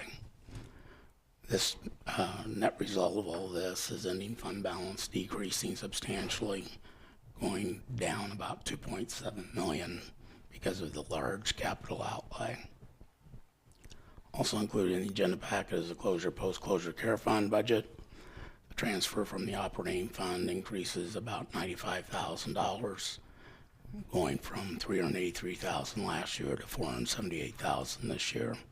That's due to an increase in the closure post-closure cost estimate. And since we're about 60% full, that has to be amortized over a relatively short period of time.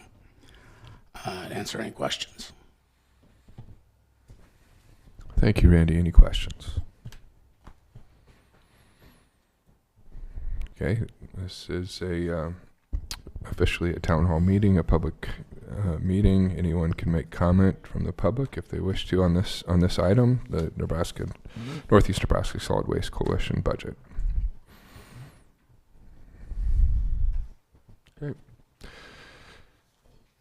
Seeing and hearing no one, we'll move to conclude the meeting and proceed with item number 38 under the council agenda. Under public hearings and related action, I will open this public hearing at the request of Eugene C. and Jennifer Planer to consider a zoning change from I-1 Light Industrial District to R1 Single Family Residential District on property addressed as 1600 South 5th Street. And to kick off this hearing, we'll hear some background from Val Grimes, our city planner. Thank you. I'll start with just a little history of this property. Years ago, the previous owner had a watchman's permit to allow residential in an industrial zoning. And the business was being operated, and however, a few years ago, the owner passed away, and the watchman permit is a personal privilege, and so that is void now, so the residential use went away. The new owner recently applied for a watchman's permit for their business to be there, but there were issues, and therefore it was denied at Planning Commission. A couple days following the watchman permit denial, a fire happened at the business, so the business is no longer operating, so they couldn't even go and reapply for a conditional use permit at that point in time. So the other option to allow a tenant to remain in the residence is a zone change to residential, which is the process before you tonight, requesting an I-1 light industrial to an R1 single family. Following the fire, the property has had the outbuildings removed and much of the many years ongoing property maintenance issues cleaned up. And so the only remaining structure is the residential structure. The property is adjacent to the railroad tracks and I-2 zoning, so our heaviest zoning possible. Therefore, if the residential zoning passes, per code, an affidavit will be filed that the buffer yard will be the responsibility of this property since they are the one doing the zone change. And the buffer yard requirement is 100 feet and covers the entire lot. So if anything were to happen to the 103-year-old structure, nothing may be built on the lot, making it unusable as residential. So that's just kind of the history if this does change to residential. If there's any questions, I don't necessarily see any applicants. Val, can you repeat that last part for me one more time, please? The buffer yard requirement is 100 feet between R1 and I-2, our heaviest industrial, and that covers the entire lot if that buffer yard were to kick in. So if anything were to happen to the 103-year-old structure that is there as residential, nothing may be built on the lot, making it unusable as residential. But could it be, zoning be changed then back to use it for industrial? Yes, then they would have to do a zone change of some sort to get it out of residential if the structure were to deteriorate or something along those lines, or another fire happen, it would not be able to be rebuilt. Okay, thank you.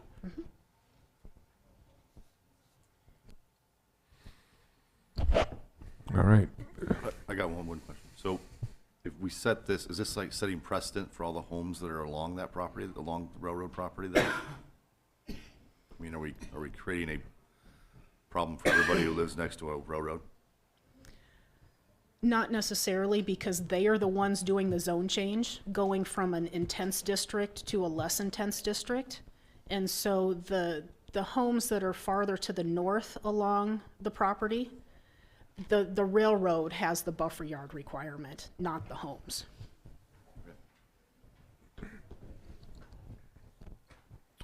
Any other questions on this?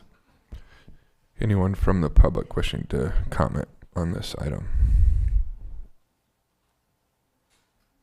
Further discussion? Hearing none, Planning Commission report, please. Norfolk Planning Commission held a public hearing on March 7th, 2023 at the request of Eugene C. and Jennifer Planer to consider a zoning change from I-1 Light Industrial District to R1 Single Family Residential District on property addressed as 1600 South 5th Street. The Planning Commission recommends approval of the request with a 6-0 vote. Okay, with that, I will close the hearing and move to item number 39. We look for a motion to consider ordinance number 5828, approving a zoning change from I-1 to R1 on property addressed as 1600 South 5th Street. I'll offer for consideration ordinance number 5828. Motion second. Any discussion on this, council? Further comments? Hearing none. Short title, please. An ordinance of the City of Norfolk, Madison County, Nebraska, amending the zoning district of the City of Norfolk, Nebraska, providing when this ordinance shall be in full force and effect, and to provide for the publication of this ordinance in pamphlet form. Please vote.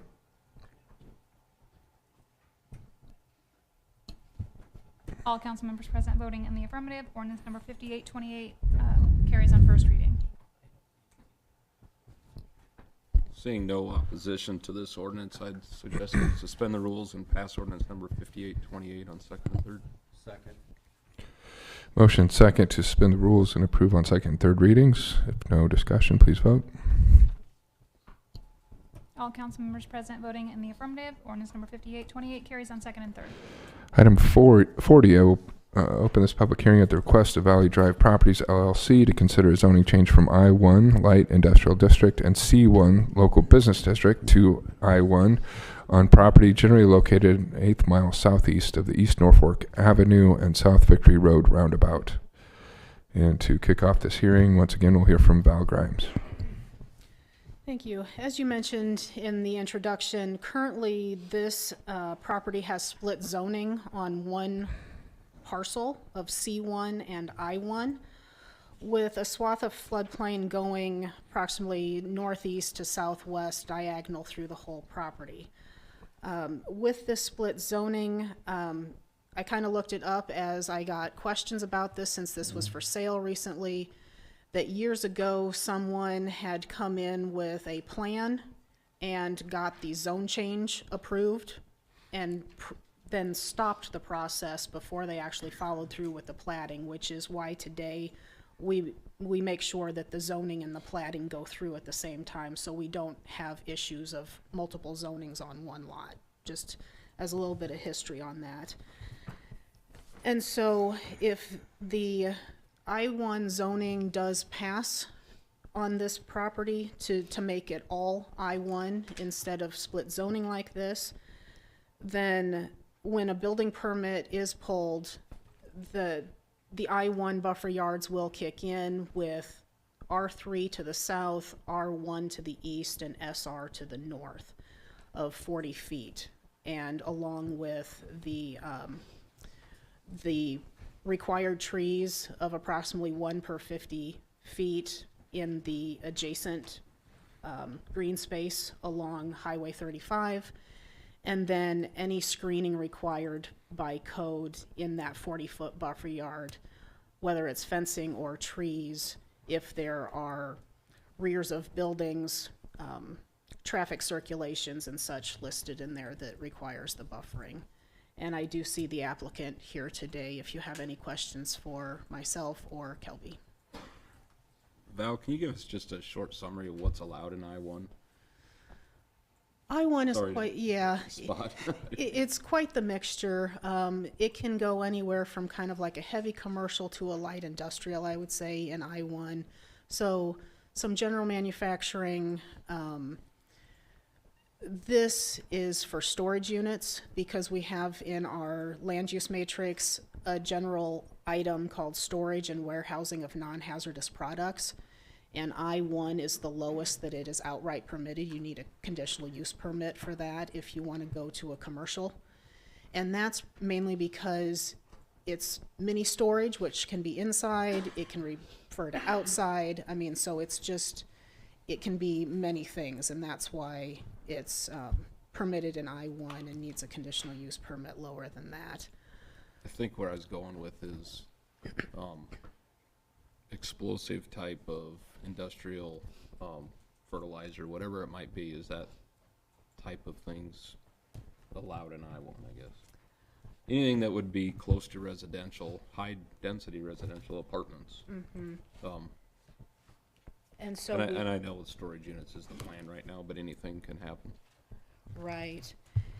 And you're probably thinking more like Helena Chemical type stuff, the hazardous. Anything that would be hazardous, flammable, explosive type stuff. So storage and warehousing of hazardous products is not outright permitted anywhere. It would have to come through as a conditional use permit in I-1, 2, or 3. So you would have a say over anything hazardous like that. Val, does this property is partial of the property in a floodplain? Or is, Yes, part of it is in the floodplain. It probably covers a third to a half of it probably, and it goes diagonally from northeast to southwest. okay. And there has been discussion, if this passes and it is being built on, it doesn't necessarily get them out of the official floodplain. They would still have to build up and get a floodplain development permit, an elevation certificate. But what they would like to do is almost shift that floodplain along the eastern side and fill in the floodplain kind of in that first 2/3 of the property, so it makes it more buildable. But that, like I said, it doesn't actually take away the floodplain requirements if you're touching it. And there would have to be engineering involved before I would let that happen also, to make sure that you're not putting more water, faster water downstream. Is there a retention pond to the south of this property to alleviate some of that then? Yes, Okay. as it comes and hits the southwest corner, it almost takes a straight turn that's about 250 foot wide between this property and the back of the Amberwood Apartments. So that is a detention area, and it is regulated floodplain also. Okay, thanks. So Val, are storage units not permitted within a C1 zoning designation? Not without a conditional Conditional use permit. Yep. Like what are some of the screening requirements then if for storage units? So screening for I-1, like I said, would be 40 feet on those 3 sides, north, east, and south. And then it would be cut in half on the western side to 20 feet because R1 is across the highway, and you can cut your buffer yard in half if you are crossing a street right of way. But if buffer yards are required, it would have to be an opaque barrier of not less than 80%, or a 6-foot to an 8-foot tall solid fence if they chose not to do landscaping. The distance would still be there. You can't get rid of that 40-foot area of green space just because you put up a fence or such, because that is there for both of them, the distance and the screening, so that you don't have a large structure almost like overshadowing somebody. So that's why the distance and the screening is there. But it would be for rear elevations of buildings, outdoor storage areas, loading docks or other service areas, major machinery or areas of housing, manufacturing processes, major on-street traffic circulation or parking, and any other sources of noise, glare, or other environmental effects would have to be screened. Those are built-in screening requirements for those specific uses? Yes. Yep. Okay. Any other questions? This is a public hearing. The developer wishes to come forward. One more. There's I think we have a well area right there also. Am I thinking right? Lift station? The lift station. Oh, okay. And then entrance onto the highway. Is there any requirements that have to be done for that entrance on and off the highway there?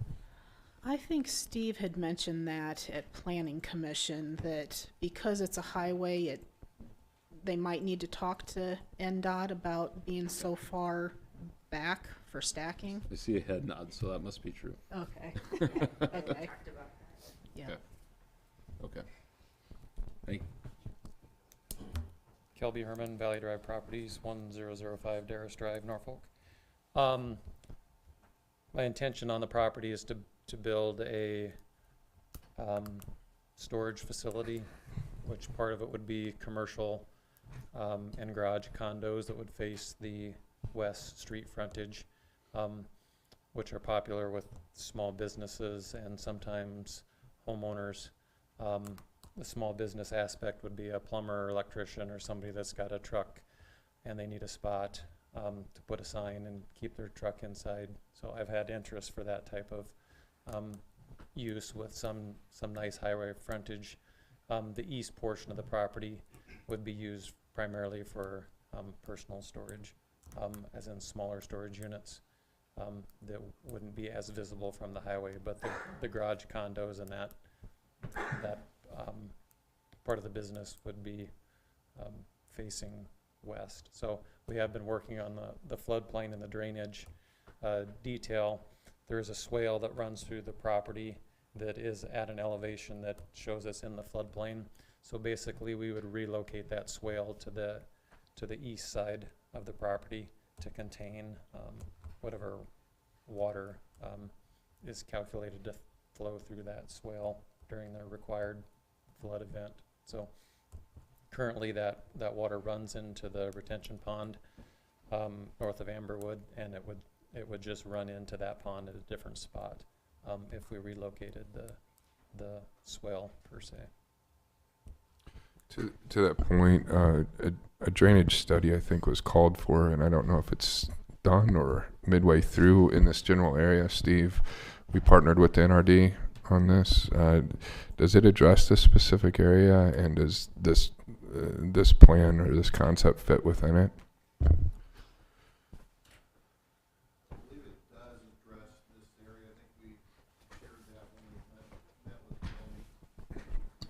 Sorry. It does address this area, and we did share that with Kelby. It is on our website, the majority of that study. The 100-year elevation might change half a foot or so based on that. It was pretty close. If I recall, there's more floodplain issue to the north of this opposed to the south. The elevation changes as you go, even north on that, or north to south on that property. So the further south I go, the elevation is actually out of the floodplain, and the further north I go, it is in the floodplain. So. Okay. These, so I see you have two concepts here, and I think they're both really, really cool. But, so will these have city sewer and city water then tied into the frontage, the ones that would be for a small business? Yes, there is city sewer and water available. Right out in front. Yeah. The intention on the front ones is to have stone and LP siding, to make them look nice and fit well along the highway. Yeah, I think both concepts I see here are pretty cool. And Kelby, as far as the screening requirements, you've looked at those and plans to meet those. Can you talk about that? No problem whatsoever. Landscaping or fences or both, Friday? Either one or both. To expand on Corey's point, for your potential renters of this space, do we have expectations for their contract or the contracts to make them responsible for any non-approved item storage, i.e. the hazardous chemicals? I would have to review the lease that I have them sign. I couldn't tell you for sure if it's in there now.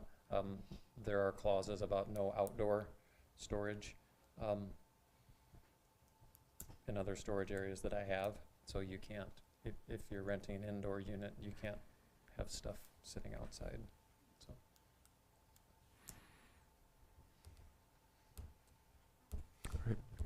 Any other questions? currently, the property, there may be some issue with the I-1, and there's not a perfect spot for storage, but currently the property is I-1 already, or at least half of it. So we're just trying to clean that up and make that fit a little better.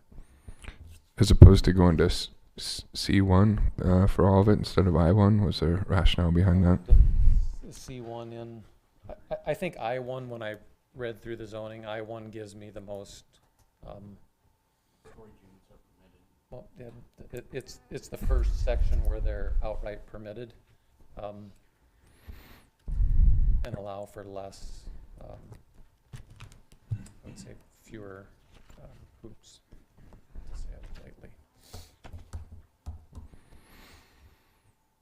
I guess maybe that's the question then, is it, that nobody needs more regulations, but is it would there be any reason, Val, that we would need, that we'd feel better with a C1 cup rather than an I1 and build as you may?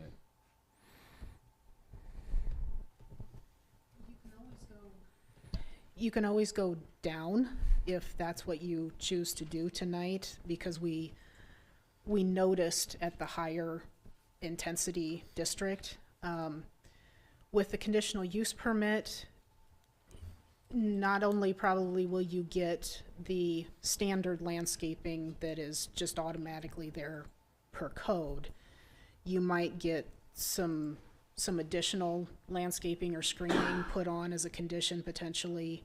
You might get a limit of how many storage units. And I don't know if you're to that point yet or not, that you really know how many. So if you go down, it might be a little while before you come back with a conditional use permit, because you would need to start that use within a year once you get that cup. So the option is there, obviously, to do that. I think my thought is, Kelby does have some nice pictures of the thought or the design of what it would look like from street view. So I think that's excellent. So I guess the question is more is that if there's not any concerns, or do you have any concerns that you would really want to have a cup? With the screening and buffering already in code, like I said, as soon as a building permit comes through, those kick in, and we will make sure that they are part of the landscape plan before the building permit gets approved, and we would make sure that those would be put in. And then also, if you go down in intensity also, then those buffer yards get smaller. So it would be anywhere from a 15 to a 30-foot buffer yard instead of a 40. Thanks.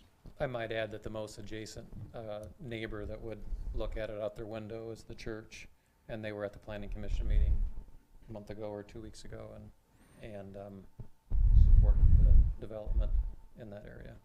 So, and made a point to speak publicly and afterwards.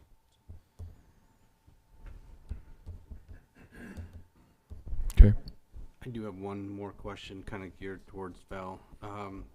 So these are they're set up for electrical, maybe plumbing, that type of business, but does an I-1 versus a C1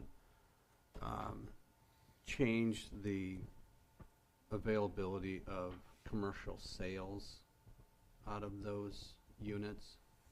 Would C1 allow sales? Would I-1 not allow sales? No, both of them would allow sales. They would? Yeah. They would. Okay. I-3 is really the only one that you can't actually do sales. Okay. Okay. Thank you. Kelby, well, we appreciate the investment and continued investment in the community. I think you've heard a little bit of expression about the importance of appropriate screening for the development. So be mindful of that. But thank you for being here tonight. Thank you. It's a public hearing. Anyone wishing to make comment can do so. Hearing seen no one. Planning Commission report, please. The Norfolk Planning Commission held a public hearing on March 7th, 2023 at the request of Valley Drive Properties, LLC, to consider a zoning change from I-1 Light Industrial District and C1 Local Business District to I-1 Light Industrial District on property generally located 1/8 mile southeast of the East Norfolk Avenue and South Victory Road roundabout. The Planning Commission recommends approval of the request with a 6-0 vote. Okay, with that, I would close the hearing and move to item 41. Would look for a motion to consider ordinance number 5829, approving a zoning change from I-1 and C1 to I-1 on property generally located 1/8 mile southeast of the East Norfolk Avenue and South Victory Road roundabout. I will offer for consideration ordinance number 5829. Second. Motion second. Any further discussion, council? Hearing it, seeing none, short title, please. An ordinance of the City of Norfolk, Madison County, Nebraska, amending the zoning district map of the City of Norfolk, Nebraska, providing when this ordinance shall be in full force and effect, and providing for the publication of this ordinance in pamphlet form. Okay, roll, please vote.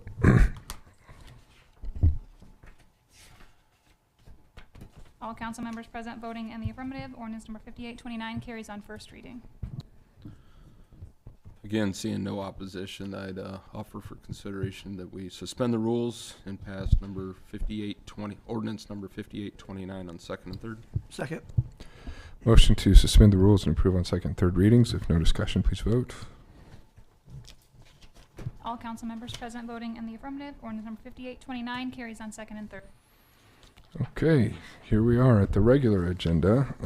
We will move back to items 18 and 30 as they were removed from consent and added to regular.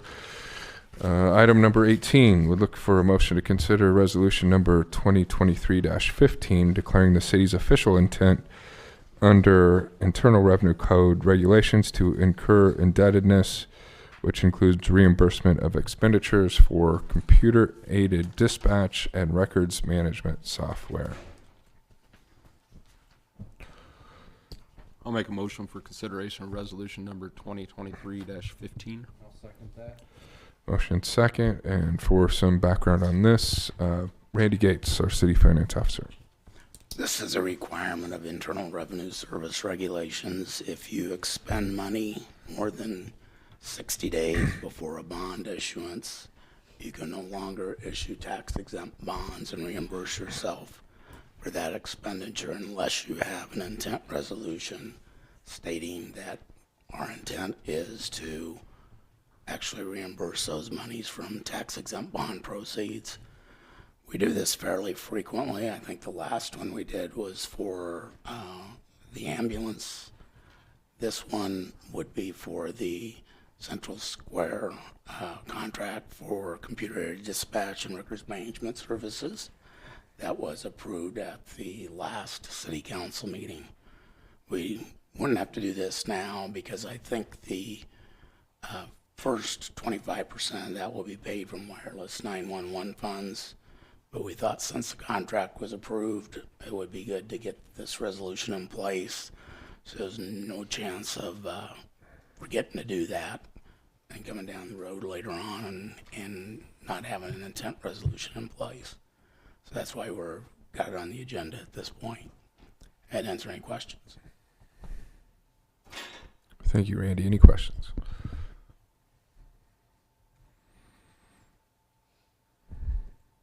Okay. Any public discussion on this? Hearing and seeing none. Oh, sorry.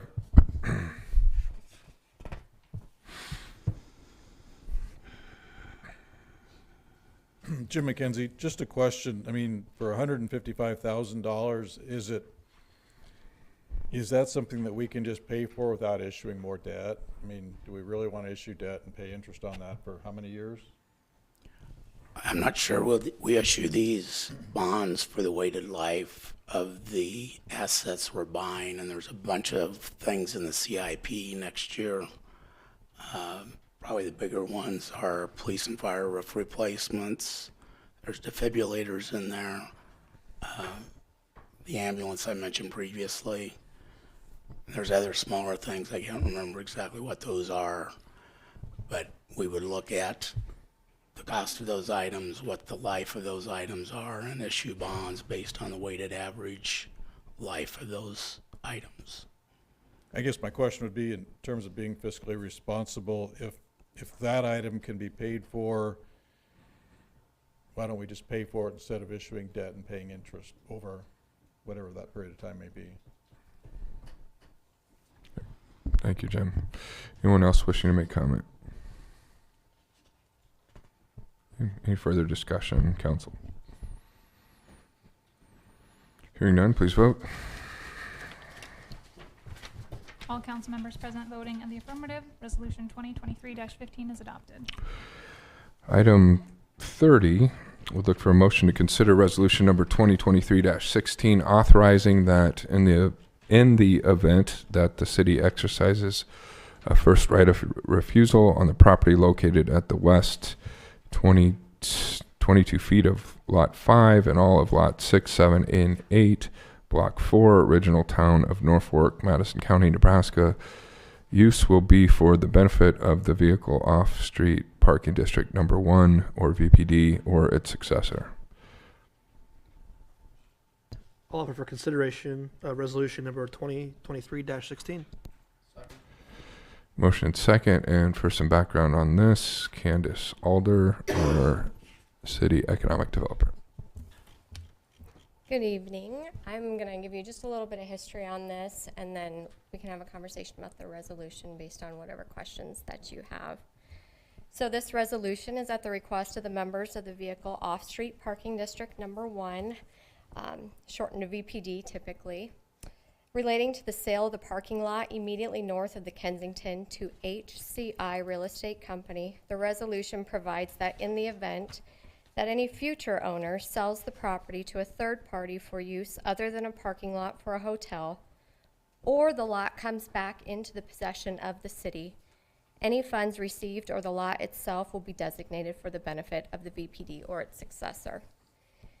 So members of the VPD were briefed on the status of negotiations related to the potential sale of the Kensington and the importance of the adjacent parking lot at the July 21st, September 15th, October 20th, 2022, and February 9th, 2023 meetings. Initially, those negotiations were centered around a long-term lease of the lot for $1. But after further discussion, the need for the ownership of the lot by HCI to uphold Marriott specifications were recognized. So discussions relating to a resolution outlining the sale proceeds or ownership of the Kensington parking lot being designated to the off-street parking district, if ever reacquired by the city or sold, were initiated at the February 9th, 2023 VPD meeting. So the purchase agreement for the lot to HCI Real Estate Company for $1 was approved by the City Council at the March 6th meeting, so the last City Council meeting. And at that meeting, Connie Geary came up and we had, she shared some of her concerns and asked that a resolution be brought forth. So that request was made to bring it back to this meeting, the March 20th council meeting. A March 10th subcommittee meeting was held with Connie Geary, who is the VPD chairwoman, and the vice chairwoman, Stephanie Bates, and terms outlined in the resolution were put forward unanimously by the subcommittee members. The resolution provides that in the event that any future owner sells the property to a third party for use other than a parking lot for a hotel, or the lot comes back into the possession of the city, any funds received or the lot itself will be designated for the benefit of the VPD or its successors. Thank you, Candace. So the VPD representation has reviewed this, signed off, and approved the resolution. Mm-hmm. Okay. Any other questions? Comments? Thank you, Candace. Any public input or discussion on this? Seeing and hearing none, please vote. All council members present voting in the affirmative, resolution 2023-16 is adopted. Okay, item 42 on the regular agenda. I'd look for a motion to consider ordinance number 5821 to enact chapter 24, article 12 of the official city code to allow the operation of golf car vehicles on city streets and setting forth the provisions under which golf car vehicles may be operated. As a note, ordinance number 5821 passed on first reading at the February 21st council meeting and second reading at the March 6th, 2023 meeting. I'll offer for consideration of ordinance number 5821 to enact chapter 24. Second. Okay, motion and second, and since we're on third reading here, no discussion allowed, correct, Brianna? Yep. Okay, so I would ask for your vote, please. Short title. Oh, short titles, please. An ordinance of the City of Norfolk, Nebraska to enact Chapter 24, Article 12 of the Official City Code to allow the operation of golf car vehicles on city streets and highways, and setting forth the provisions under which golf car vehicles may be operated, to provide when this ordinance shall be in full force and effect, and to provide for the publication of this ordinance in pamphlet form. Okay, now please vote.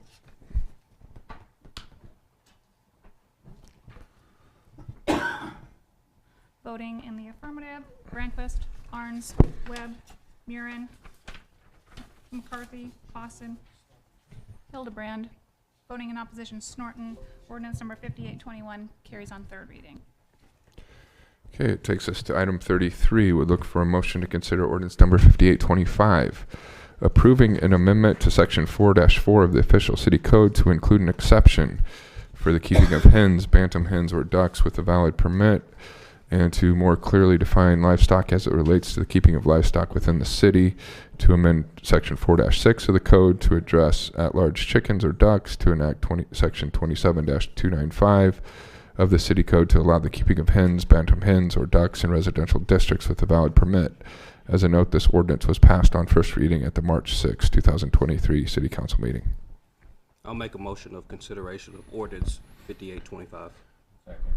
Motion second. Val, any background or refresher on this, please? Yeah, a little refresher of this. As you mentioned, there are two sections of code in Chapter 4, which is the police section, because they needed to revise some items that would allow livestock then inside city limits, and what to do with chickens or ducks or bantam hens if they were running at large. And then the other section is Chapter 27, which is the zoning chapter. And that pertains to residential districts, and that this would, if passed, be limited to properties consisting of a detached single-family dwelling only, and when a permit is obtained. And all the permits would expire on December 31st of each year, with the responsibility of the permit holder to know that date and come in and obtain a new permit if they wish to continue the keeping of chickens or ducks. And also, as part of the application for the permit, the applicant will be required to obtain approval of 75% of the neighboring properties, and that is per the description in code. And there are graphics and text showing how that is calculated, and also 100% of the immediate adjacent neighbors. If these requirements are not met, then the permit will not be issued. And the proposed ordinance also establishes requirements for minimum square footage for the coop and run per chicken, a minimum distance from the main structure and any neighboring residential structures, as well as other language such as sanitation, crowing, and slaughtering. Thank you, Val. Any discussion, council? Any comments or further discussion on this issue, which was discussed a couple weeks ago? Any public input? Okay, seeing none. Short title, please. An ordinance of the City of Norfolk, Nebraska to amend section 4-4 of the official city code to include an exception for the keeping of hens, bantam hens, or ducks with a valid permit, and to more clearly define livestock as it relates to the keeping of livestock within the city, to amend section 4-6 of the code to address at-large chickens or ducks, to enact section 27-295 of the city code to allow the keeping of hens, bantam hens, or ducks in residential districts with a valid permit, and provide when this ordinance shall be in full force and effect, and provide for the publication of this ordinance in pamphlet form. Okay, please vote.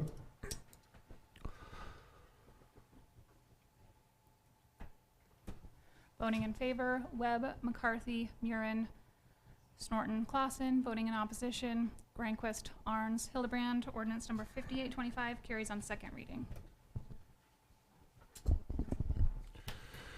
All right, with that, moving on to item number 44, would look for a motion of consideration of ordinance number 5826, approving an amendment to section 2-5 of the official city code to include a permit fee for keeping hens, bantam hens, and or ducks in the city.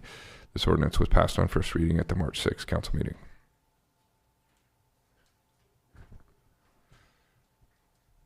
Do I hear a motion? I'll make a motion for consideration of ordinance number 5826. Second. Motion and second. Any discussion on this, council? Public input. Hearing none, please vote. Or short title, I'm sorry. Yep. An ordinance of the City of Norfolk, Nebraska to amend Section 2-5 of the official city code to include a permit fee for the keeping of hens, bantam hens, and/or ducks in the city, to provide when this ordinance shall be in full force and effect, and to provide the publication of this ordinance in pamphlet form. Please vote.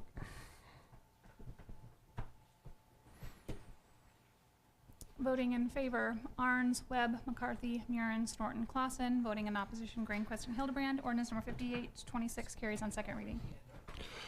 Item 45, I would look for a motion to consider approval of a letter agreement amendment number 2 for construction engineering services with McLaury Engineering for the West Michigan Avenue and 8th Street reconstruction project for an amount not to exceed $127,300.14.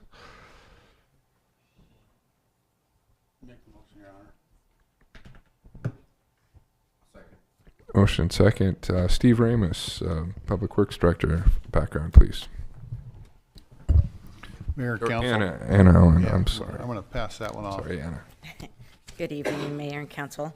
I'm Anna Allen, Assistant Engineer for the city. We have an amendment to our design contract for McLaury Engineering to work on the West Michigan Avenue project and 8th Street reconstruction project that has already gone out to bid, going to be starting construction shortly. The amount for that agreement to do the construction, engineering, and inspection is $127,300.14. This would include, their contract would include construction, staking, and observation. City staff will also be doing a portion of the construction oversight as well. So city staff along with McLaury. If you guys have any questions, I'd be happy to answer them. When is the project slotted to begin, Anna? It should be starting here in about a month. Yeah, April, probably in May, it'll be starting.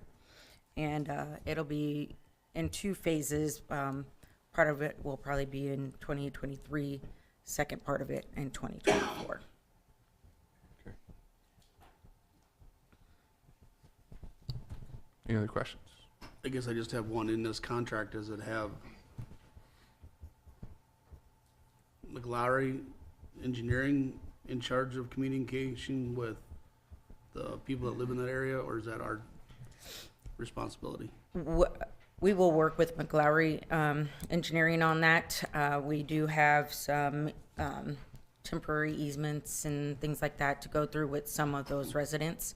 We've already reached out to quite a few of them. We've done some public meetings on that already, on that construction. So we'll continue to work through there and communicate with the residents on that project. Thank you. Any other discussion? Okay. Thank you, Anna. Any public input? Hearing none, please vote. All council members present voting in the affirmative. Motion carries. Okay, item 46, under public comment period. This is our quarterly chance for citizens to come forward and make comment to the council on a matter of their choosing. Does anyone wish to make comment at this point in time?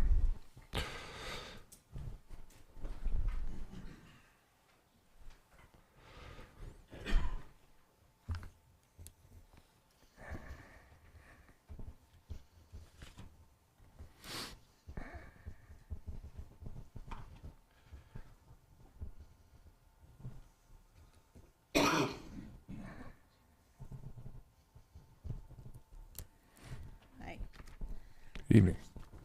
Let's talk about childcare. I am Kara Cradaville, the Director of Childcare at the Well Women's Empowering Lifeline.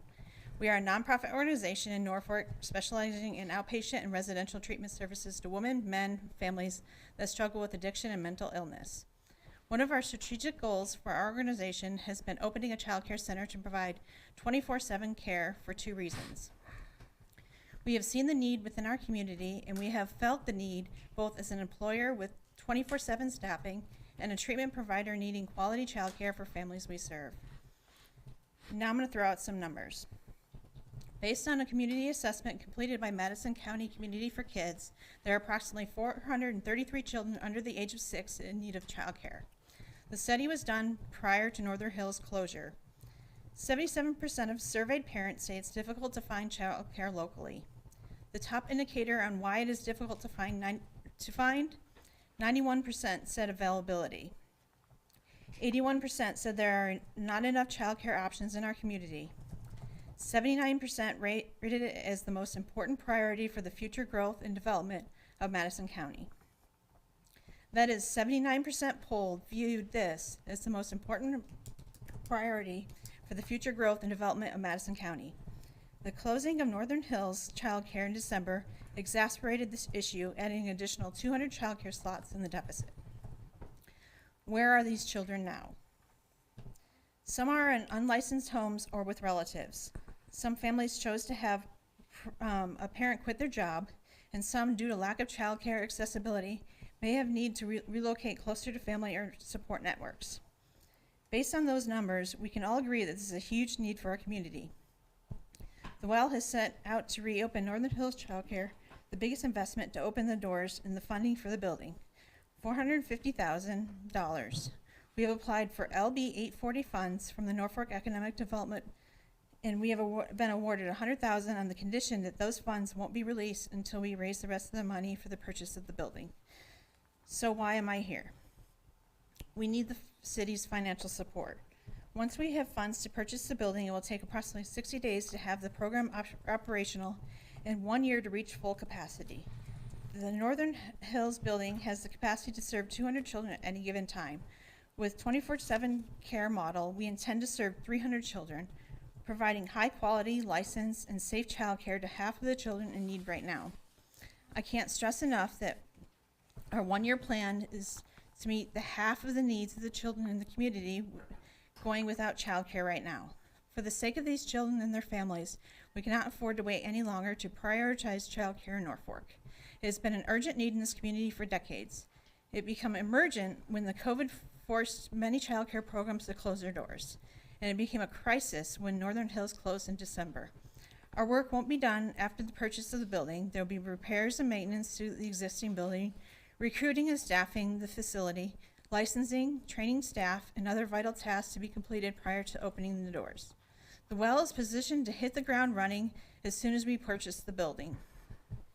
As with any business, there are future investments that will be needed, but we are focused solely on the building of the moment to begin the process of closing the gap in the child care shortage, being part of the growth of Norfolk, and staying committed to serving our community. This is a huge undertaking for the WELL in Norfolk. This issue is felt in all areas of the community, and it takes a village to raise our children. Thank you, Kara. I appreciate you coming up with those concerns.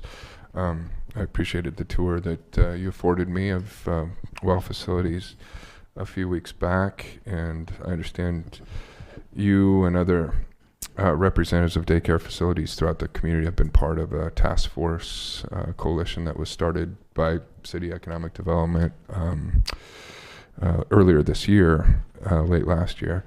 Not an easy overnight solution to this, but you have a council, I think, that has heard and understands the critical need. I think that helped move the needle on providing some LB 840 funding that you mentioned, and we continue to have discussions and internal discussions. Had a meeting today actually about some potential solutions. It looks like Candace would like to comment. Go ahead, Candace. I got a question before Candace speaks. So these LB 840 funds have already been awarded? No, and that's why I wanted to come up and just provide a little bit of clarification, because Kara, you're right, and you really did. You did a great job outlining the issues that the community as a whole is facing, and it's really widespread across Nebraska. But the LB 840 application that the well has brought forward has been presented to the ED subcommittee, and it has been that there has been a request that additional due diligence be done by the well, and so once they complete that due diligence, then we will bring their application forward to the full council for consideration. So if my office did anything to misinterpret that to your team, my apologies for that, but it has not been awarded at, it's still in process. Thank you for that clarification, Candace. I guess I question the numbers of 630 people needing daycare under the age of 6. Is that a Norfolk based? Is it regional? Is it Madison County?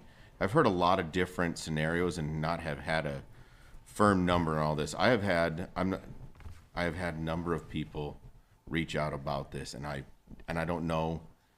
I've never had the conversation. I'm not part of the ED subcommittee, but I can tell you that there's a lot of overwhelming concern with this issue or with this topic, whether being in favor or against, whatever. And I appreciate your passion, and I appreciate what you guys are doing. I just want to clarify some questions for me to better answer people that are asking questions. So the 433 comes from the Madison County Community for Kids survey. They took how many spots that we have, licensed spots, and then they took how many kids that we have needing spots. So they got the number of 433. Then. So that's not 433 that are missing daycare. Well, yeah, that's how many spots, kids that don't have daycare. In licensed facilities. Mm-hmm. And so then Northern Hills closed, and they were licensed for 200. So that's why people throw around the 600 number. Okay. That's where you're hearing that from. Okay. I guess I'm going to leave it with this question, is that those that have reached out to me have asked, how do you anticipate to keep this staffed? Because other daycares are having a hard time staffing their daycares. What separates you from keeping staff where others cannot? Yeah, we are gonna, all our money is gonna go back into our staff because we're gonna be nonprofit, and so all that money is gonna go back to our staff. We are gonna pay a higher wage, and we are also going to offer health benefits and other benefits, so that other people don't offer. Okay, thank you. Have you considered leasing the building? Yeah, he said no. You asked him why he said no? No, he just told us that he wasn't interested in leasing it. I have concern with the LB 840 funds, like I said in my email. We have 51 in-home daycares in town that would like to probably expand a portion of them. We have 14 centers in town. If we're going to invest in daycare, we have to ask, is 100,000 enough? And what should that application process look like to give everyone fair and equitable access to that money? My concern is that the square footage of that building, the maintenance alone, and being underfunded going into a facility like that, that would worry me. Just my thoughts. Thank you, Gara, for being here tonight.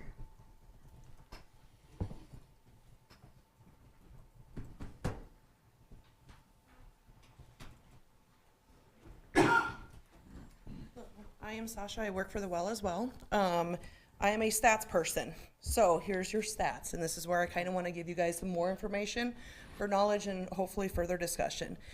So let alone this past week in March has actually been recognized as Workforce Week, bringing awareness to a big problem both nationally and statewide. Just today, Lieutenant Governor Joe Kelly identified there are jobs available, but not enough people to fill these jobs. Quote, no matter how you slice those numbers, we all come back to that same situation. Nebraska needs workers.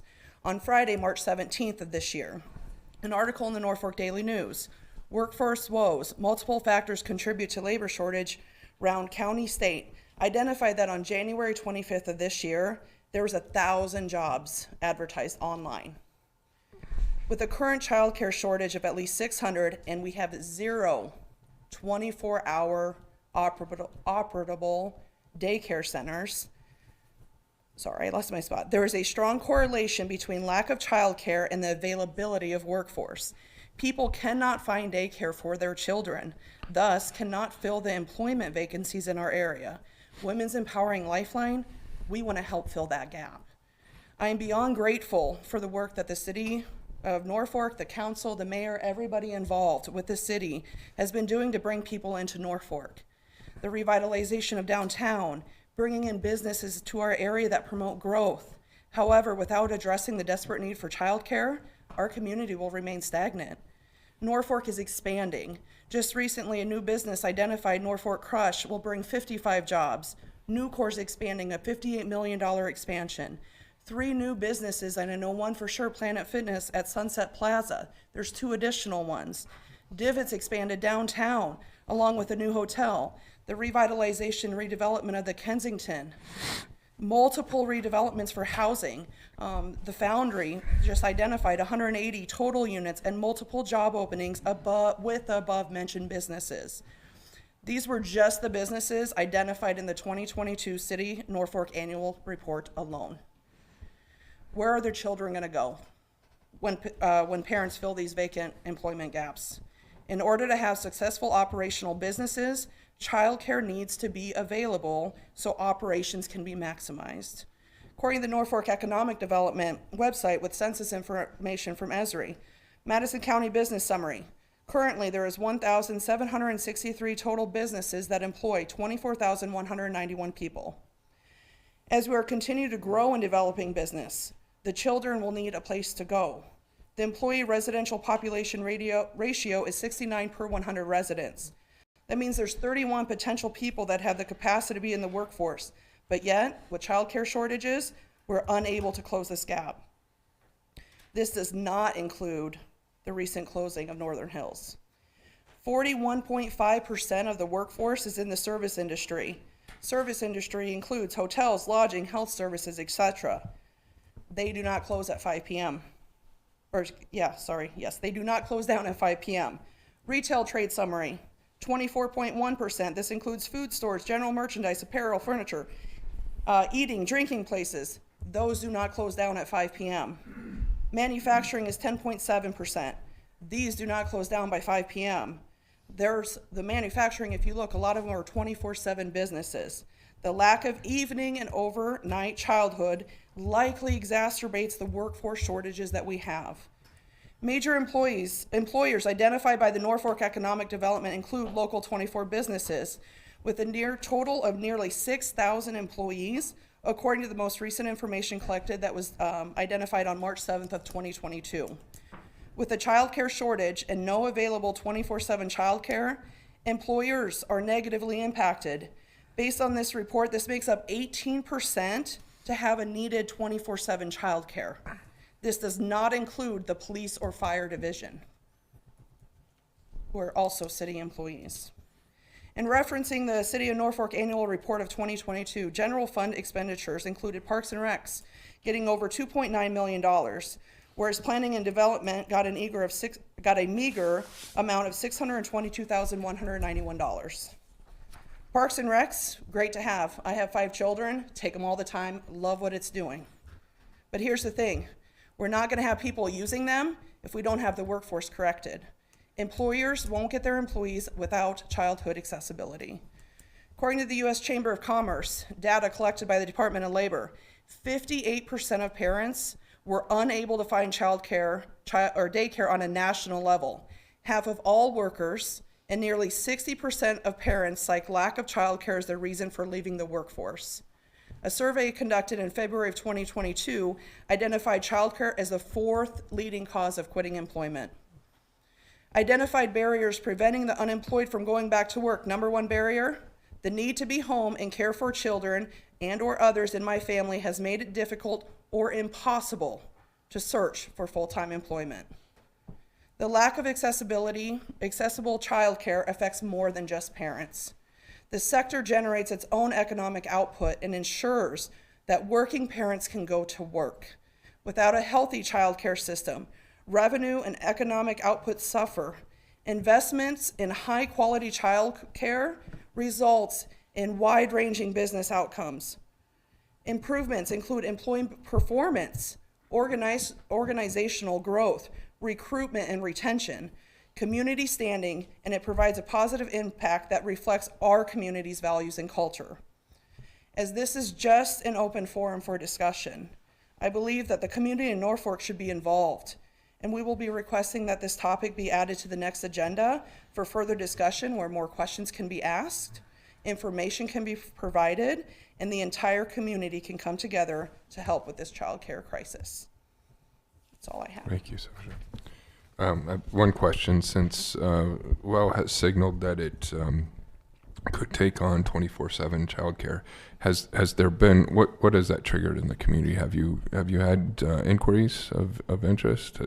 How are you judging demand on that in Norfolk? Kara, do you have input on what you're doing on that behalf? She's more knowledgeable of that part, so I don't want to give misinformation. I don't have clear 100% numbers, but we have had a lot of outpouring from the community, said that they would need it. And Continental really, the HR director there told us that he would really use it for his employees. He's really looking forward to it. Okay, all right. Thank you. Has anybody from like Continental or some of our large employers mentioned that they would be willing to give a donation to get this kicked off the ground and to help? We are trying. Okay. Yeah, we've reached out to them. And the response has been? Well, at first they were all going for, and then the last time I talked to him, he said he needed to talk to the manager of the local plant here. But he said that he's rooting for us, that he would think that it would go. But we've reached out to different companies, we've written grants, we've done a lot. And some of it we're still waiting to hear back on from people. Okay. Thank you. Thank you. And I just kind of like what you guys said earlier, Mayor Moaning, as you mentioned about the growth of Norfolk, how we brought up Kiwanis and everything else. These children need daycare. I recently had somebody post that their child is going to work with them. Their developmental milestones are not being met.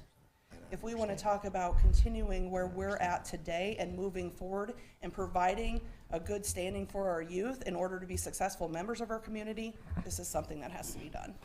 Thank you. Thank you. Yes. The Facebook post out there caught my attention, saying that the donor willing to give $100,000. That I believe falls, is that the economic development that was addressed earlier? That has not been voted on or approved. That's what I found out. Yes. Thank you. Okay, anyone else wishing to comment?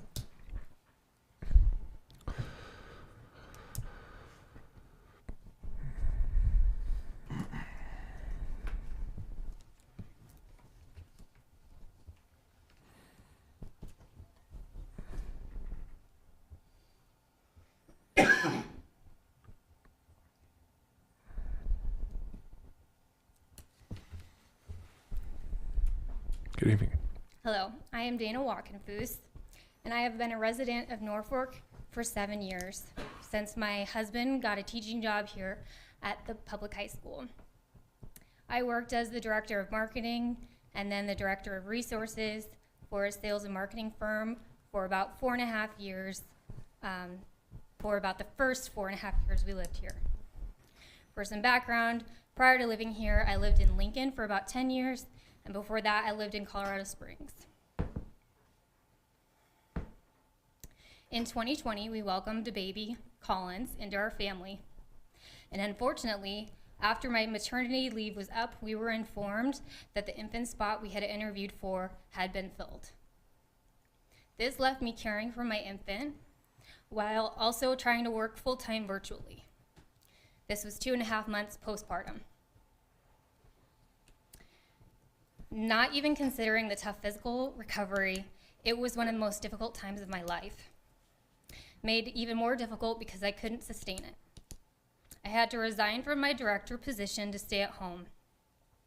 My husband and I continued to look for care for our daughter and was able to, thankfully, find a spot for her when she turned 18 months. It took me an additional 6 months of job searching once I had found childcare to find a position that fit my skill set. It just happens to be at the well. From an economic standpoint, that's 24 months without dual incomes, 2 years of cutting costs, and not spending any disposable income into our community. Fortunately, we were able to manage it financially. However, that would not be possible for many families. Many might say that it was a privilege for me to be able to stay home with Collins for that time. However, the real privilege comes with the choice. The choice to stay in a fulfilling career that I had established and I loved, or the choice to care for my baby for the first 18 months of her life.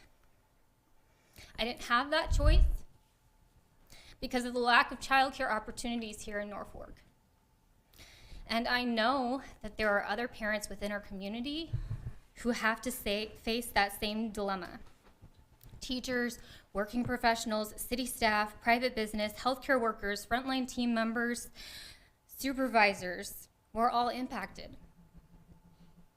Whether it's directly or indirectly, this issue impacts all of us. When people ask me how I like living in Norfolk, I always tell them it's the smallest city that I've ever lived in. But I enjoy it because our community leaders are willing to invest in areas that are needed for the long-term health of our area. From the downtown redevelopment, new restaurants, the vision of the River Point District, the new Makerspace Northeast Community College is creating, and other future forward projects. Those types of improvements have kept us here. And to be honest, much longer than we had initially intended when we moved here. Based on my brief employment at the well, these are the people you want opening this center. These are the people who we want raising our children. You will not find a more driven group of people who truly care about humans. They use evidence-based practices, trauma-informed care, and the amount of support that they give their clients has a tremendous impact on the betterment of our community. As a citizen of Norfolk, I'm asking you to hear us. As a mother of a young child, my lived experience shows there is a desperate need. And as a member of the well, I'm thrilled to be a part of the solution. Will you join me? I got one question. Sure. And this maybe goes back to what Councilman Webb had questioned earlier about leasing this particular property. My question is did you guys go seeking the property, or did the current property owner come seeking you guys? That was before my employment, okay. So I'm going to have I apologize. No, then. you're good. That's a good question. Yeah. Thank you, Danielle, for sharing. I'm Donnie Larson. I am the Executive Director at Women's Empowering Lifeline. I appreciate you all being here tonight and listening to all of our testimonials and what we're wanting to do. So you were asking about how the building came about? Yes. How we got connected with the building. So we've actually been searching for a childcare property for years, looking for something that would be adequate to meet the needs of our staff and our clients, and then recognizing that as our staff and our clients grow, that we will need a space larger than what can just meet that at one time. So the Northern Hills building we had heard had closed, and I remember Kara and I sitting in our office and saying, gosh, that's too bad. That would have been really great for our child care program. That would have been perfect. And then we heard it was going to be an orphanage, and then we heard maybe it wasn't going to be an orphanage. And so Kara actually reached out to the seller multiple times, expressing interest in us being able to work with him to obtain the property. And I believe, and I shouldn't speak for him, but I do know that the mission of the seller is really in the Ukrainian refugees and in helping them. And right now, the money tied up with the Northern Hills property, I think keeps him from being able to use that for the mission that he's passionate about. Absolutely. Any other questions? That's helpful background, Donnie. I appreciate your engagement in this. All right. Thank you for sharing. Don't hesitate to reach out. Okay, thank you. Anyone else wishing to make public comment?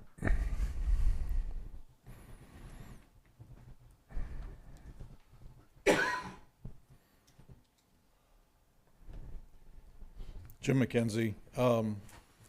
I had a speech here planned, but I think I'm going to hold that for a while. I would like to ask you, though, to have these public sessions, the public can speak either every meeting or once a month. I think quarterly is too infrequent. I think that's the minimum allowed by state law. So I think you benefit by having the public come up here and talk and have a chance to speak out. So I would encourage you to have these on a monthly basis, if not even every meeting. So I would also like to add, there's a lot of swirl of controversy in the city right now, and people are uncomfortable. And I think Norfolk needs to come together. I'm not sure exactly how that happens. I've got some ideas, but there's a lot of frustration. Probably not a day goes by that one or more people come up to me and thank me for speaking out, and people I don't even know. And so there's definitely an issue. People are afraid to speak out. They're not comfortable speaking out, but they know something needs to change. So I would encourage more of these open sessions. Thank you. Thank you, Jim. Anyone else wishing to comment? All right, seeing and hearing no one. Last on the agenda, item number 37, I would look for a motion to go into closed session for the provision of a needless injury to the reputation of an individual to evaluate the job performance of an individual when they have not requested such evaluation take place during a public meeting.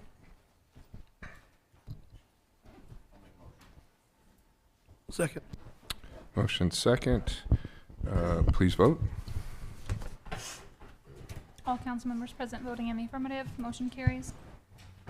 Okay, motion carried. Again, this closed session is for the sole purpose to prevent needless injury to the reputation of an individual, to evaluate the job performance of an individual. They have not requested such evaluation take place in a public meeting.